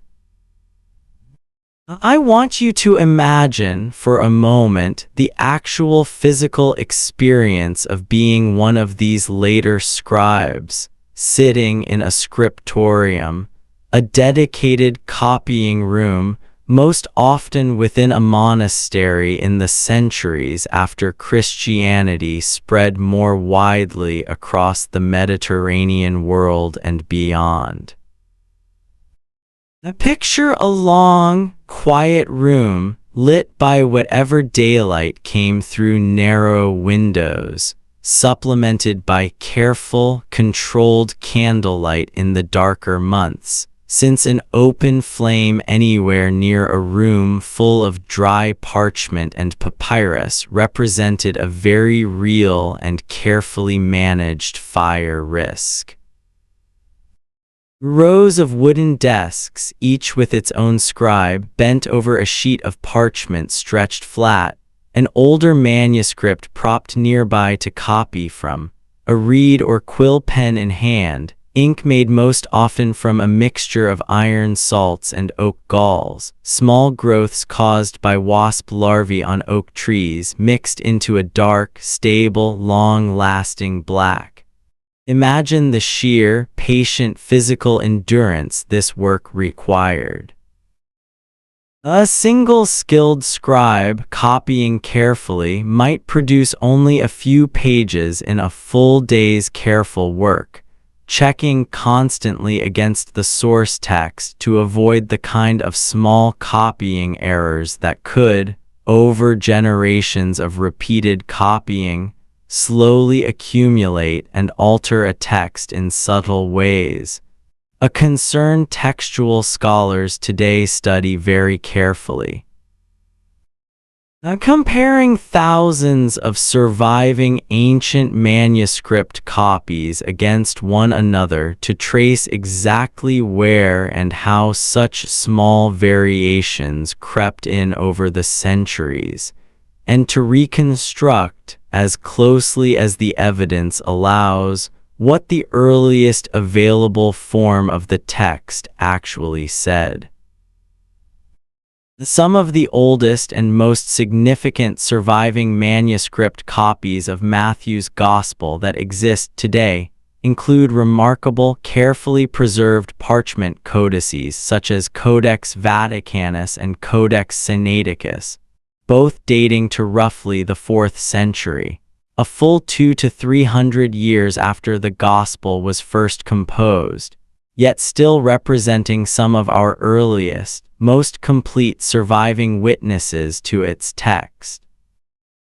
The Codex Sinaiticus, in particular, has its own quietly remarkable modern story, having been preserved for many centuries at St. Catherine's Monastery, a genuinely ancient monastic community built at the base of Mount Sinai in the Egyptian desert. a place chosen specifically for its remote, dry, stable desert climate. Ideal conditions for the long-term preservation of parchment, and rediscovered by outside scholars only in the 19th century, having sat quietly on monastery shelves, largely unknown to the wider world for well over 1,000 years. Let's imagine for a moment the monks of a place like St. Catherine's Monastery, living lives of careful, disciplined routine across many centuries, their days structured around fixed hours of prayer, work, and rest, the copying and careful preservation of sacred texts considered one of the monastery's central, ongoing responsibilities. Picture the particular quiet of a desert monastery at night, thick stone walls holding the day's heat long after sunset, the small, steady flame of an oil lamp in a scriptorium where a monk might still be working late, copying a passage from Matthew's Gospel by careful, patient candlelight, entirely unaware that the very sheet of parchment beneath his hand would, many centuries later, be recognized by scholars as one of the oldest and most historically significant witnesses to this entire text in existence. It is worth pausing here and sitting with the sheer improbability of this whole chain of survival. Papyrus decaying in the humid Mediterranean climate almost everywhere except the driest pockets of Egyptian desert. A parchment vulnerable to fire, to flood, to the simple decay of centuries, to wars and invasions that destroyed countless libraries and monasteries across this same long span of time. And yet, through an unbroken chain of careful, patient, largely anonymous scribal labor, copy after copy after copy, this particular text, first written down in a room somewhere in the eastern Mediterranean world nearly 2,000 years ago, survived every one of those centuries intact enough that scholars today can read it, study it, and trace its history with real confidence, back through manuscript after manuscript, toward that first quiet room where someone, working by oil lamp, I first set down in careful Greek letters the story of a Galilean carpenter's son and the small, quiet villages that shaped him. The ordinary texture of a day, let's slow all the way down now, and spend some time simply inside the ordinary rhythms of daily life in first-century Galilee and Judea. The kind of small, unremarkable detail that most history books skip past entirely on their way toward kings and battles and councils, but which I think deserves real attention tonight, since it is exactly this ordinary texture that the world of Matthew's Gospel was built from. Let's start with food, because food shapes a day more completely than almost anything else. The typical diet of an ordinary Galilean family in this period was built around a small handful of staples, repeated with quiet, dependable regularity. Bread made from wheat, or more commonly among poorer households, the somewhat coarser and less prestigious barley, ground at home using a simple rotary quern, two flat stones turned against each other. A task most often performed by the women of a household, grinding grain fresh, a little at a time, because flour did not keep well against insects and moisture in the warm Mediterranean climate. This bread was typically baked flat, either in a simple clay oven called a tanner, shaped rather like a large upright jar with a fire built inside it, the dough slapped against the hot interior walls to bake quickly, or on a simple hot stone set directly over open coals.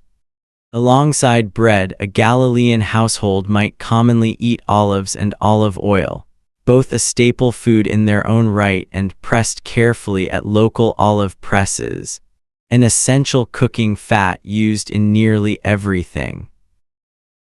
Wine, usually diluted with water before drinking, particularly among children or for daytime refreshment, was a normal part of daily meals rather than an occasional luxury, though its quality and strength varied enormously depending on a family's means. Lentils, chickpeas, and other legumes provided an important, affordable source of protein, cooked slowly into thick stews, often flavored with whatever herbs grew wild nearby or were cultivated in a small household garden, cumin, coriander, and mint among the more common. Meat, by contrast, was a genuine luxury for most ordinary families, reserved for festivals, celebrations, or the occasional slaughter of an animal too old or injured to continue its useful working life, which is part of why the fish so abundant in the Sea of Galilee played such an outsized role in the regional diet and regional economy alike.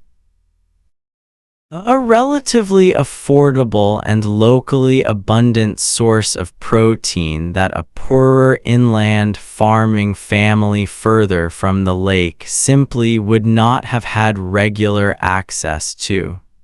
Let's imagine clothing next, because it, too, shaped the daily physical experience of life in ways easy to overlook. Ordinary Galilean clothing for both men and women was built around a simple basic tunic, a rectangular piece of woven wool or linen, sewn or pinned at the shoulders and sides, belted at the waist, its exact style and quality varying according to a family's wealth and status. Wool sheared from the region's own flocks, spun by hand using a simple hand spindle, a task that filled countless quiet hours for women throughout the ancient Mediterranean world, and woven on a simple upright loom, was the more common material for ordinary households, warmer and more practical for the region's cool winter evenings than the lighter, more expensive linen imported or grown in the more specialized textile regions further south in Egypt. Outer garments included a simple mantle or cloak, worn over the tunic for warmth or protection from sun and rain, and sandals made of simple leather soles strapped to the foot, worn by most people who could afford them, though the very poorest sometimes went barefoot, their feet hardened by years of walking the same rough, stony roads.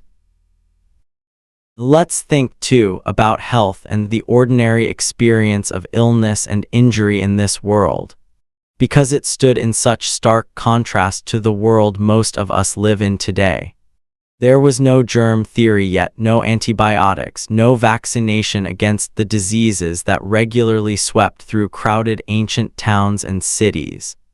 A simple infected wound, the kind that today might be treated with a course of readily available medication in an afternoon, could easily become life-threatening.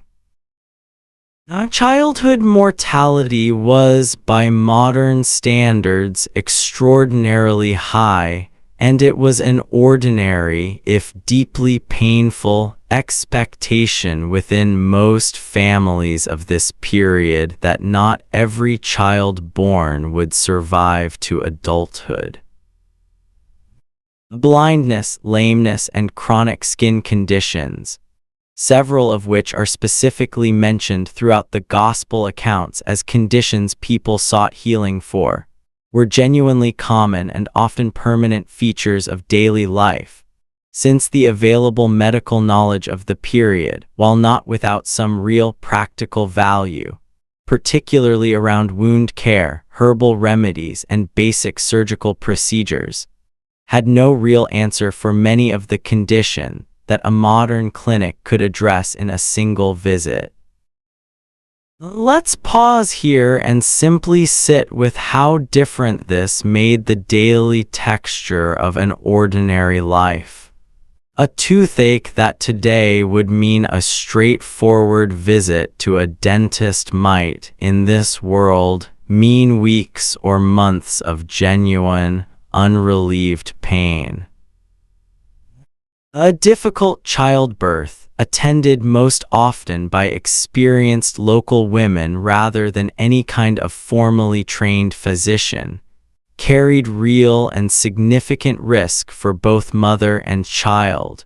Risk that every family in that Galilean village we imagined earlier tonight would have understood, quietly and constantly, as an ordinary, unavoidable feature of bringing new life into the world. It is worth remembering this, gently as we drift toward sleep tonight, not to dwell on it with any heaviness, but simply to notice how much of what we take entirely for granted today, clean water, basic pain relief, a reasonable expectation that a child will survive its own childhood, would have seemed like something close to miraculous to the ordinary families whose lives quietly filled the background of this entire story. Let's imagine, one more time, an ordinary evening drawing to a close in a small Galilean household. The day's bread already eaten. A simple stew of lentils and onions, its last warmth fading in a clay pot set near the embers of the cooking fire.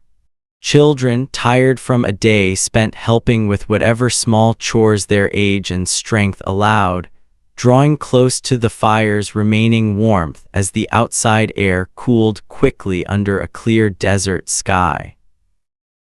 And somewhere close by, the low, steady, entirely ordinary sound of a household settling down for the night, the same quiet sound that has repeated itself in one form or another in nearly every human household across every century since, including, most likely, your own tonight, wherever and whenever you happen to be listening to this.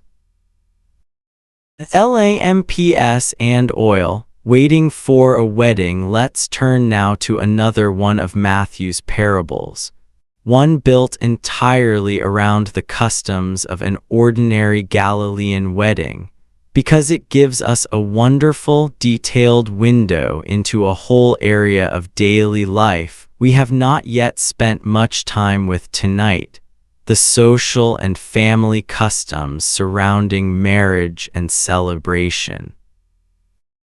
Matthew's Gospel preserves a parable describing 10 young women, often translated as virgins or bridesmaids, waiting with lamps for a bridegroom's arrival, 5 of them wise enough to bring extra oil for their lamps, 5 of them foolish enough to bring only what their lamps already held, and the bridegroom's arrival delayed long enough into the night that all 10 fall asleep waiting, before being woken suddenly by the announcement that he has finally come.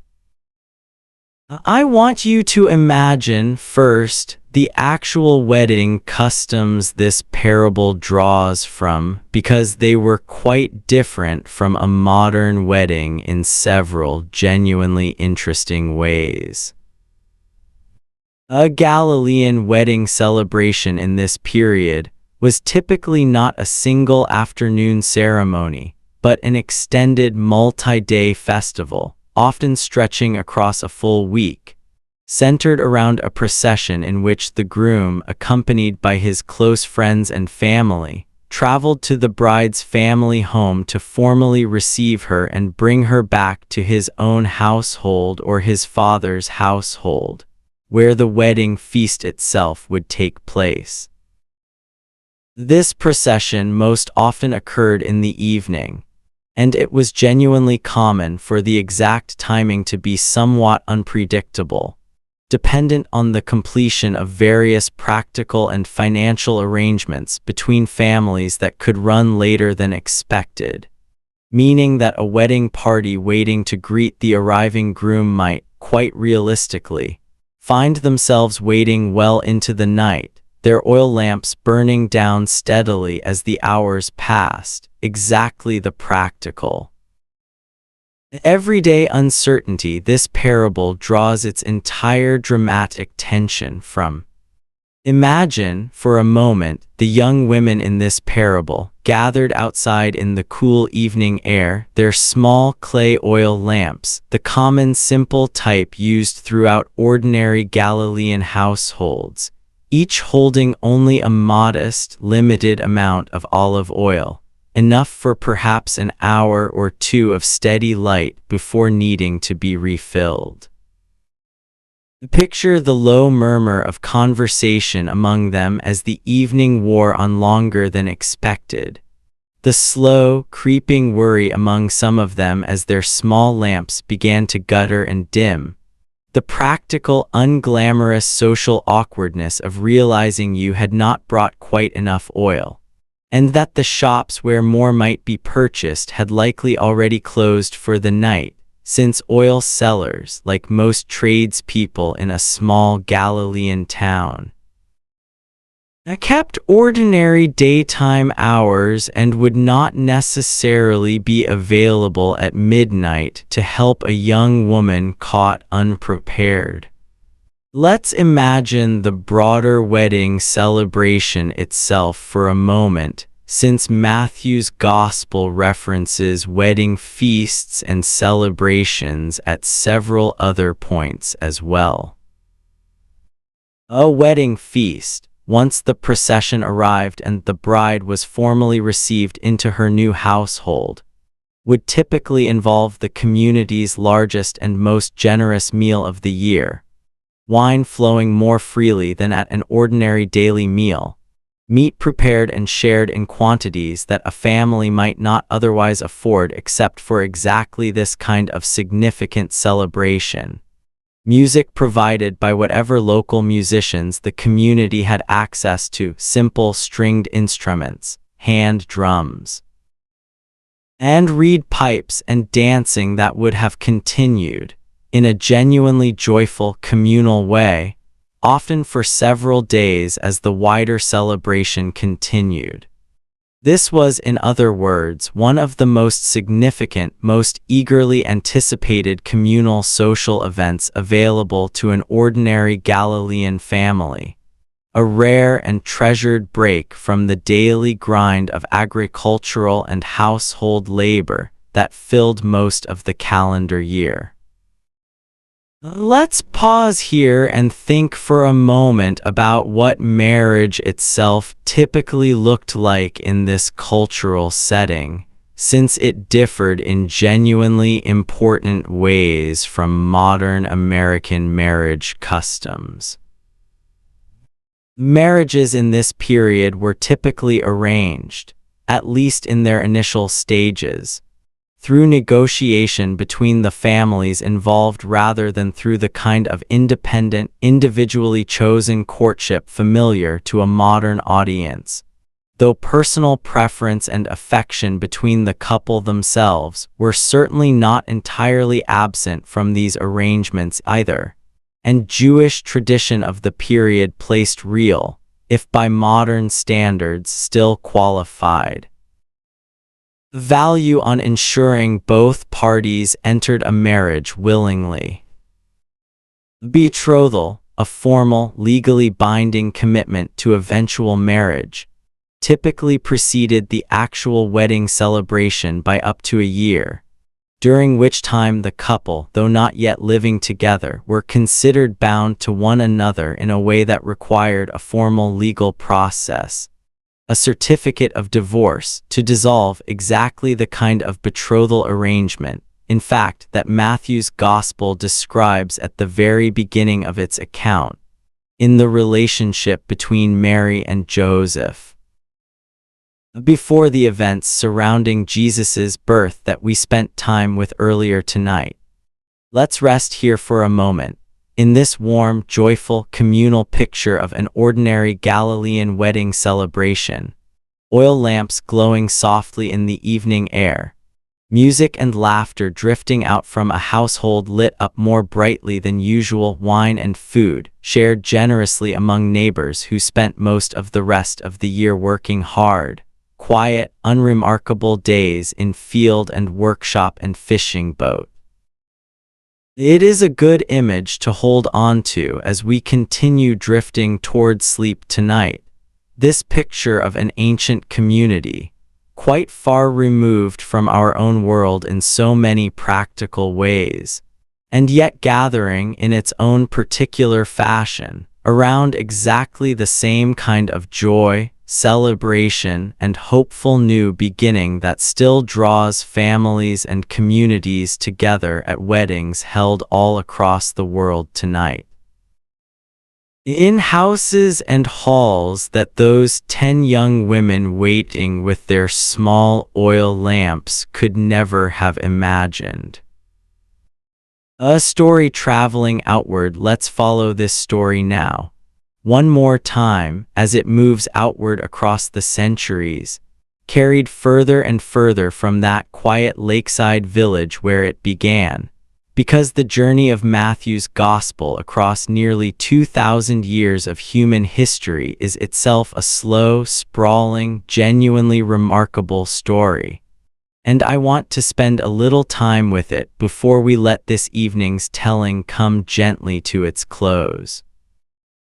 By the early 2nd century, within just a few decades of Matthew's Gospel being written down, we find clear evidence in the writings of early Christian leaders across a wide geographic range, from Antioch to Rome to North Africa, that this text was already being read, quoted, and treated as an authoritative account within scattered Christian communities throughout the Roman world. Imagine the physical reality of this early spread, since it depended entirely on the ordinary infrastructure of the ancient Mediterranean world. The same roads, the same shipping lanes, the same trade networks that carried grain from Egypt, wine from Italy, and pottery from Gaul, also carried, carefully copied by hand and carried in a traveler's satchel or a merchant ship's cargo hold, sheets and scrolls and small parchment codices containing this same story of a Galilean carpenter's son. Imagine, for a moment, a Christian merchant or traveler in this early period, carrying a small, carefully wrapped codex alongside his ordinary trade goods on a ship crossing from Antioch toward one of the port cities of the Western Mediterranean. The same kind of vessel that carried amphorae of wine and oil, the same kind of vessel exposed to the same storms and dangers that any ancient sea voyage involved, and understand that it was through exactly this kind of ordinary, unremarkable movement of ordinary people and ordinary goods that this particular story spread slowly, gradually, without any centrally organized publishing effort, from its origins somewhere in Rome and Syria out across an enormous, sprawling empire that stretched from Britain to Mesopotamia. Let's think too about translation, because Matthew's Gospel, originally composed in Greek, did not remain only in Greek for long. As Christianity spread into regions where Greek was not the dominant everyday language, translations followed into Latin, the administrative and increasingly common everyday language of the Western Mediterranean, into Syriac, spoken widely across the region encompassing modern Syria and Iraq, into Coptic, the everyday language of Egypt beyond its more cosmopolitan Greek-speaking cities, and eventually across the following centuries into an enormous range of other languages as Christianity continued its slow, uneven spread across an ever-widening geography. Each of these translation efforts required its own patient, careful scholarly labor, translators working sentence by sentence, wrestling with how best to render a Greek idiom or a Hebrew scriptural quotation embedded within the Greek text into a language with its own entirely different grammar, vocabulary, and cultural assumptions. Work that, much like the copying work of the scribes we imagined earlier tonight, required extraordinary patience and left almost no personal trace of the individual translators themselves in the historical record. Let's imagine, for a moment, jumping forward many centuries to the middle of the 15th century and a workshop in the German city of Mainz, where a goldsmith and printer named Johannes Gutenberg was developing a new technology, movable metal type, that would, within a remarkably short span of decades, utterly transform the way texts like Matthew's Gospel were reproduced and distributed. Where a single skilled scribe, working carefully by hand, might produce a handful of pages in a full day's labor, a printing press once properly set with type could produce hundreds of identical pages in the same amount of time.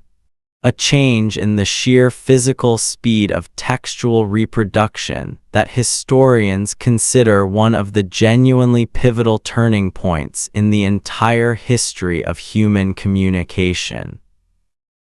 It is a strange and quiet thing to consider that the same story we have spent this entire evening walking through, slowly on foot, through dusty Galilean villages and lamplit monastery scriptoria, would eventually be swept up into one of the most transformative technological revolutions in human history, printed by the thousands, then the millions, then eventually in our own era, transmitted instantly digitally to any device anywhere in the world with an internet connection, including quite possibly whatever device you are listening to this very recording on right now.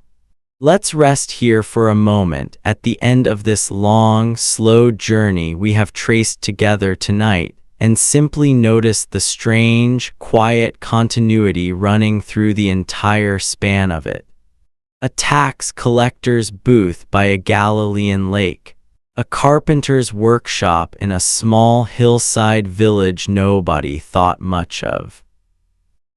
A hillside crowded with farmers and fishermen, listening to teaching built from the exact vocabulary of their own daily working lives. A Roman governor's courtyard and a slow, patient, decades-long work of remembering that followed. A monastery scriptorium in the Egyptian desert, candlelight flickering against old stone walls. A printing workshop in 15th century Germany. And now, tonight, wherever and whenever you happen to be, this same old story, carried across nearly 2,000 years, across dozens of languages, across an almost unimaginable number of individual human hands, each one doing their own small, quiet, careful part to make sure it was not lost. The synagogue on an ordinary Sabbath. Let's step, for a moment, into another building we have not yet spent much quiet time with tonight, the small village synagogue, since Matthew's Gospel describes Jesus' teaching and healing within these buildings on several occasions, and they formed a genuinely central part of ordinary Jewish community life throughout Galilee and Judea in this period. A first-century Galilean synagogue was, in most smaller villages, a fairly modest structure, sometimes simply a larger room within an ordinary building rather than a grand, purpose-built edifice. Though archaeologists have identified the remains of more substantial synagogue buildings from slightly later in the period at sites including Capernaum itself, where a beautifully carved white limestone synagogue, built several centuries after the time of Jesus but very likely standing on the foundations of an earlier, simpler structure from exactly this period, still stands today. Imagine the interior of such a building on an ordinary Sabbath morning. Benches or simple stone ledges lining the walls for the congregation to sit on. A raised platform or reading stand near the center or front of the room, where a designated reader would stand to read aloud from the Hebrew scriptures. Since these scrolls, carefully copied and expensive to produce, were typically the community's collectively shared property rather than something an individual family could afford to own outright. Imagine the particular rhythm of a Sabbath gathering. The community arriving in their best available clothing, however modest that might be for most ordinary families, greeting one another with the easy familiarity of people who had known each other their entire lives, since a small Galilean village synagogue served essentially the same tight-knit community day after day, year after year, generation after generation. A designated reader unrolling a heavy scroll of the Hebrew scriptures, reading a passage aloud in the original Hebrew, likely followed by a spoken translation or paraphrase into the everyday Aramaic that most of the congregation actually understood in daily conversation, since by this period working knowledge of biblical Hebrew as a spoken conversational language had become somewhat specialized among ordinary Galilean villagers, even as Hebrew remained the sacred, formal language of Scripture itself.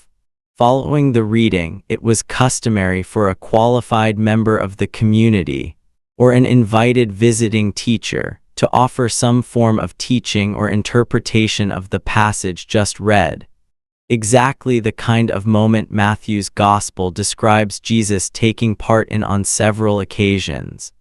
Let's sit with how genuinely participatory and communal this kind of religious gathering was, compared to some more formal hierarchical religious structures throughout history. A village synagogue in this period functioned as something like a genuine community center as much as a place of formal worship, hosting not only Sabbath gatherings but also local courts, community meetings, and children's basic education. Since the reading and interpretation of Scripture required at least a working level of literacy that Jewish communities throughout this period placed real, significant value on cultivating, even among ordinary working families. Through informal local instruction that would have looked nothing like a modern schoolroom, but which nonetheless represented a genuinely unusual level of educational investment for an ordinary ancient agricultural society, where basic literacy of any kind remained relatively rare among common laboring families in most other parts of the ancient world. Let's imagine one more time the simple, familiar comfort of this weekly rhythm, breaking up the otherwise unrelenting cycle of agricultural and household labor that filled the rest of an ordinary week. The Sabbath itself, beginning at sundown on what we would call Friday evening and continuing until the following sundown, represented a genuinely significant, deliberately protected period of rest. A full day set apart from ordinary labor, its meals prepared in advance, its household fires banked carefully beforehand, its entire rhythm slowed down deliberately in a way that stands in a thoughtful contrast to much of modern life's difficulty in ever truly setting labor and obligation aside, even for a single full day. The temple that fell. Let's turn now to an event that, while it happened after the events Matthew's Gospel directly describes, sits close enough behind the writing of the Gospel itself that it likely shaped the entire tone and urgency of the community that produced it. The Roman destruction of the Jerusalem Temple in the year 70.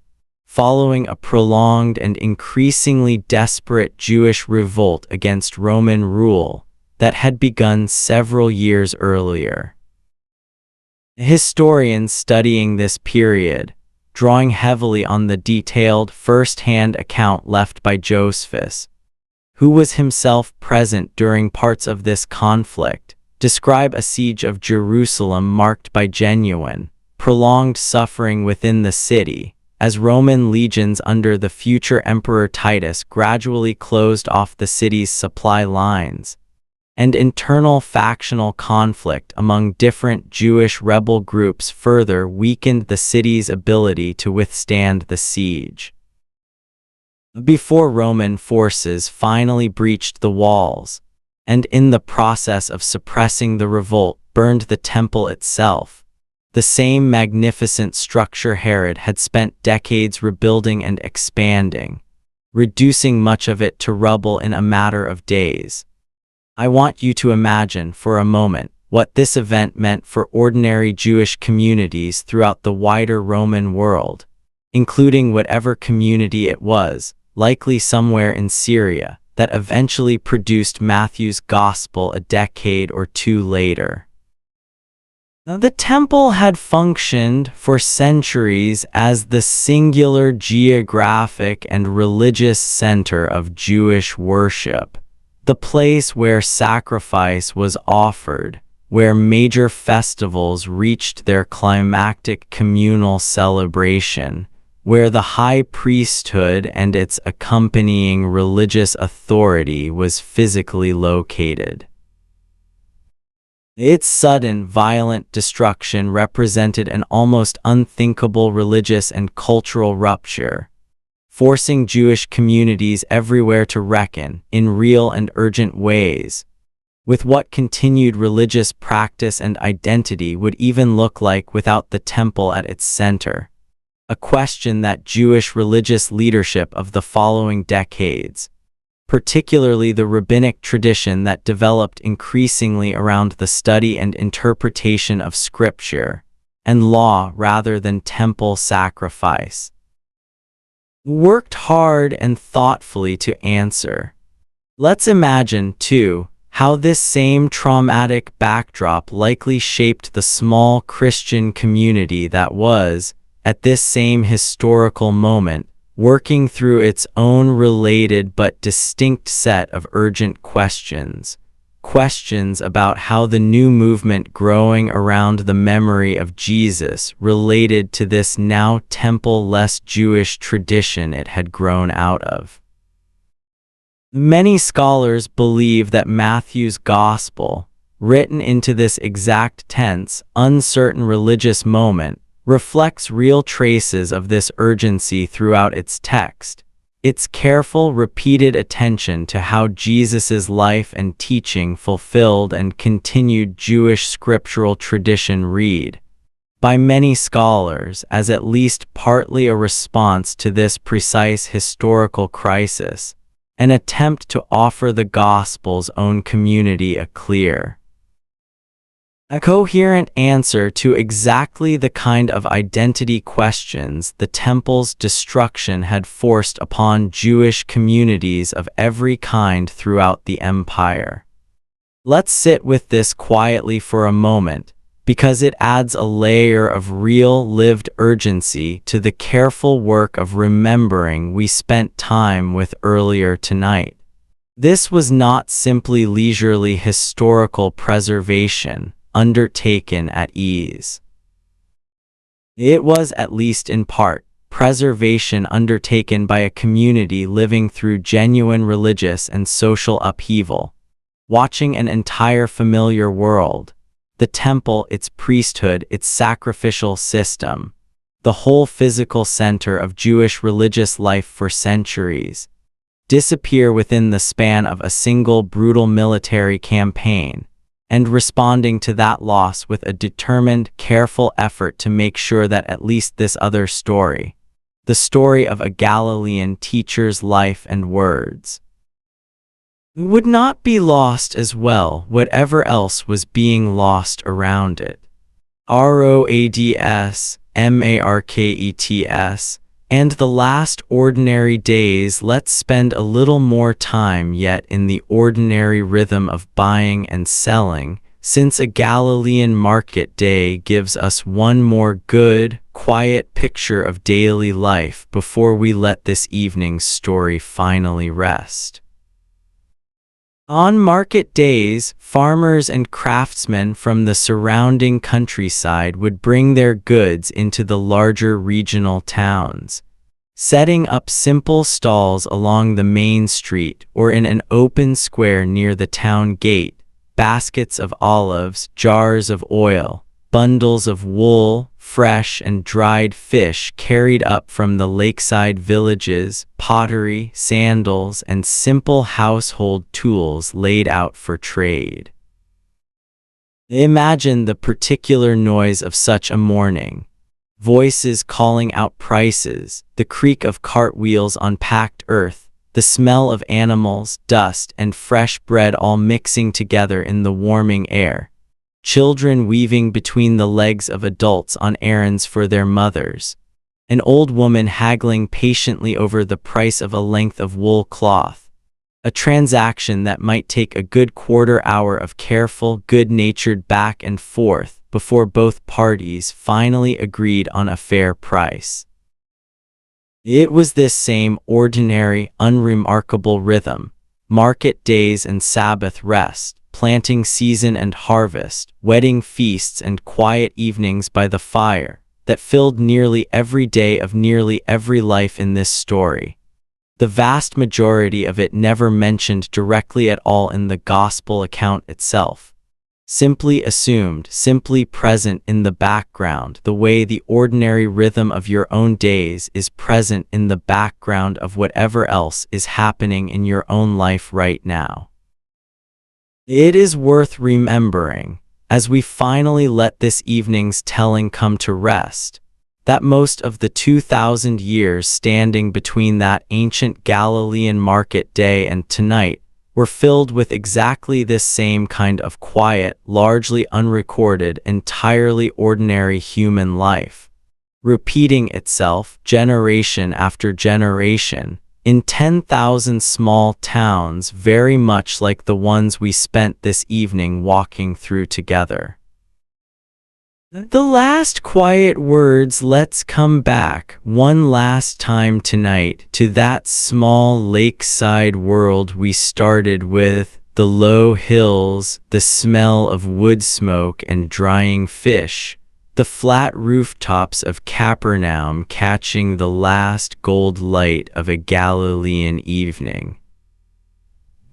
Whatever you believe, or do not believe, about the deeper claims this story makes, I hope tonight gave you something a little different to rest your mind on than the usual worries of your own day. Something older, slower, and quieter, carried gently across nearly 2,000 years by ordinary hands that never expected to be remembered at all. I think that is one of the strange, quiet gifts of history in general, and of a story like this one in particular. It reminds us how much of what feels permanent and enormous in our own lives right now. Tonight, whatever is sitting heavy on your mind as you drift towards sleep, will one day become just another small, quiet thread in a much longer tapestry, carried forward by people who are not yet born in a world we cannot yet imagine, the same way a tax collector's ordinary afternoon by a lake or a carpenter's ordinary evening of work became threads in a story that outlasted the empire that once ruled over both of them completely. So let your thoughts drift now gently away from anything urgent. Let the sound of my voice be the last thing you're really listening to tonight, rather than whatever was on your mind when you first lay down. Somewhere out there, the same stars that hung over that little hillside in Galilee are still turning slowly overhead, whether or not the sky where you are happens to be clear enough tonight to see them. If you made it this far, and you're still awake, thank you for spending this quiet evening with me. If you drifted off somewhere along the way, that's perfect too, that was always the plan. Either way, if you enjoyed traveling back to this particular corner of the ancient world tonight, I'd be glad to have you back again. Hit subscribe if you haven't already, so the next quiet, slow, dusty old story finds its way to you without you having to go looking for it. And if there's a particular place or time in history you'd like me to take you to sleep in next, drop it in the comments below. I read every one of them, even the ones left at 3 in the morning by people who, like you, were just trying to find their way to sleep. Rest well tonight, buddy. I'll see you next time.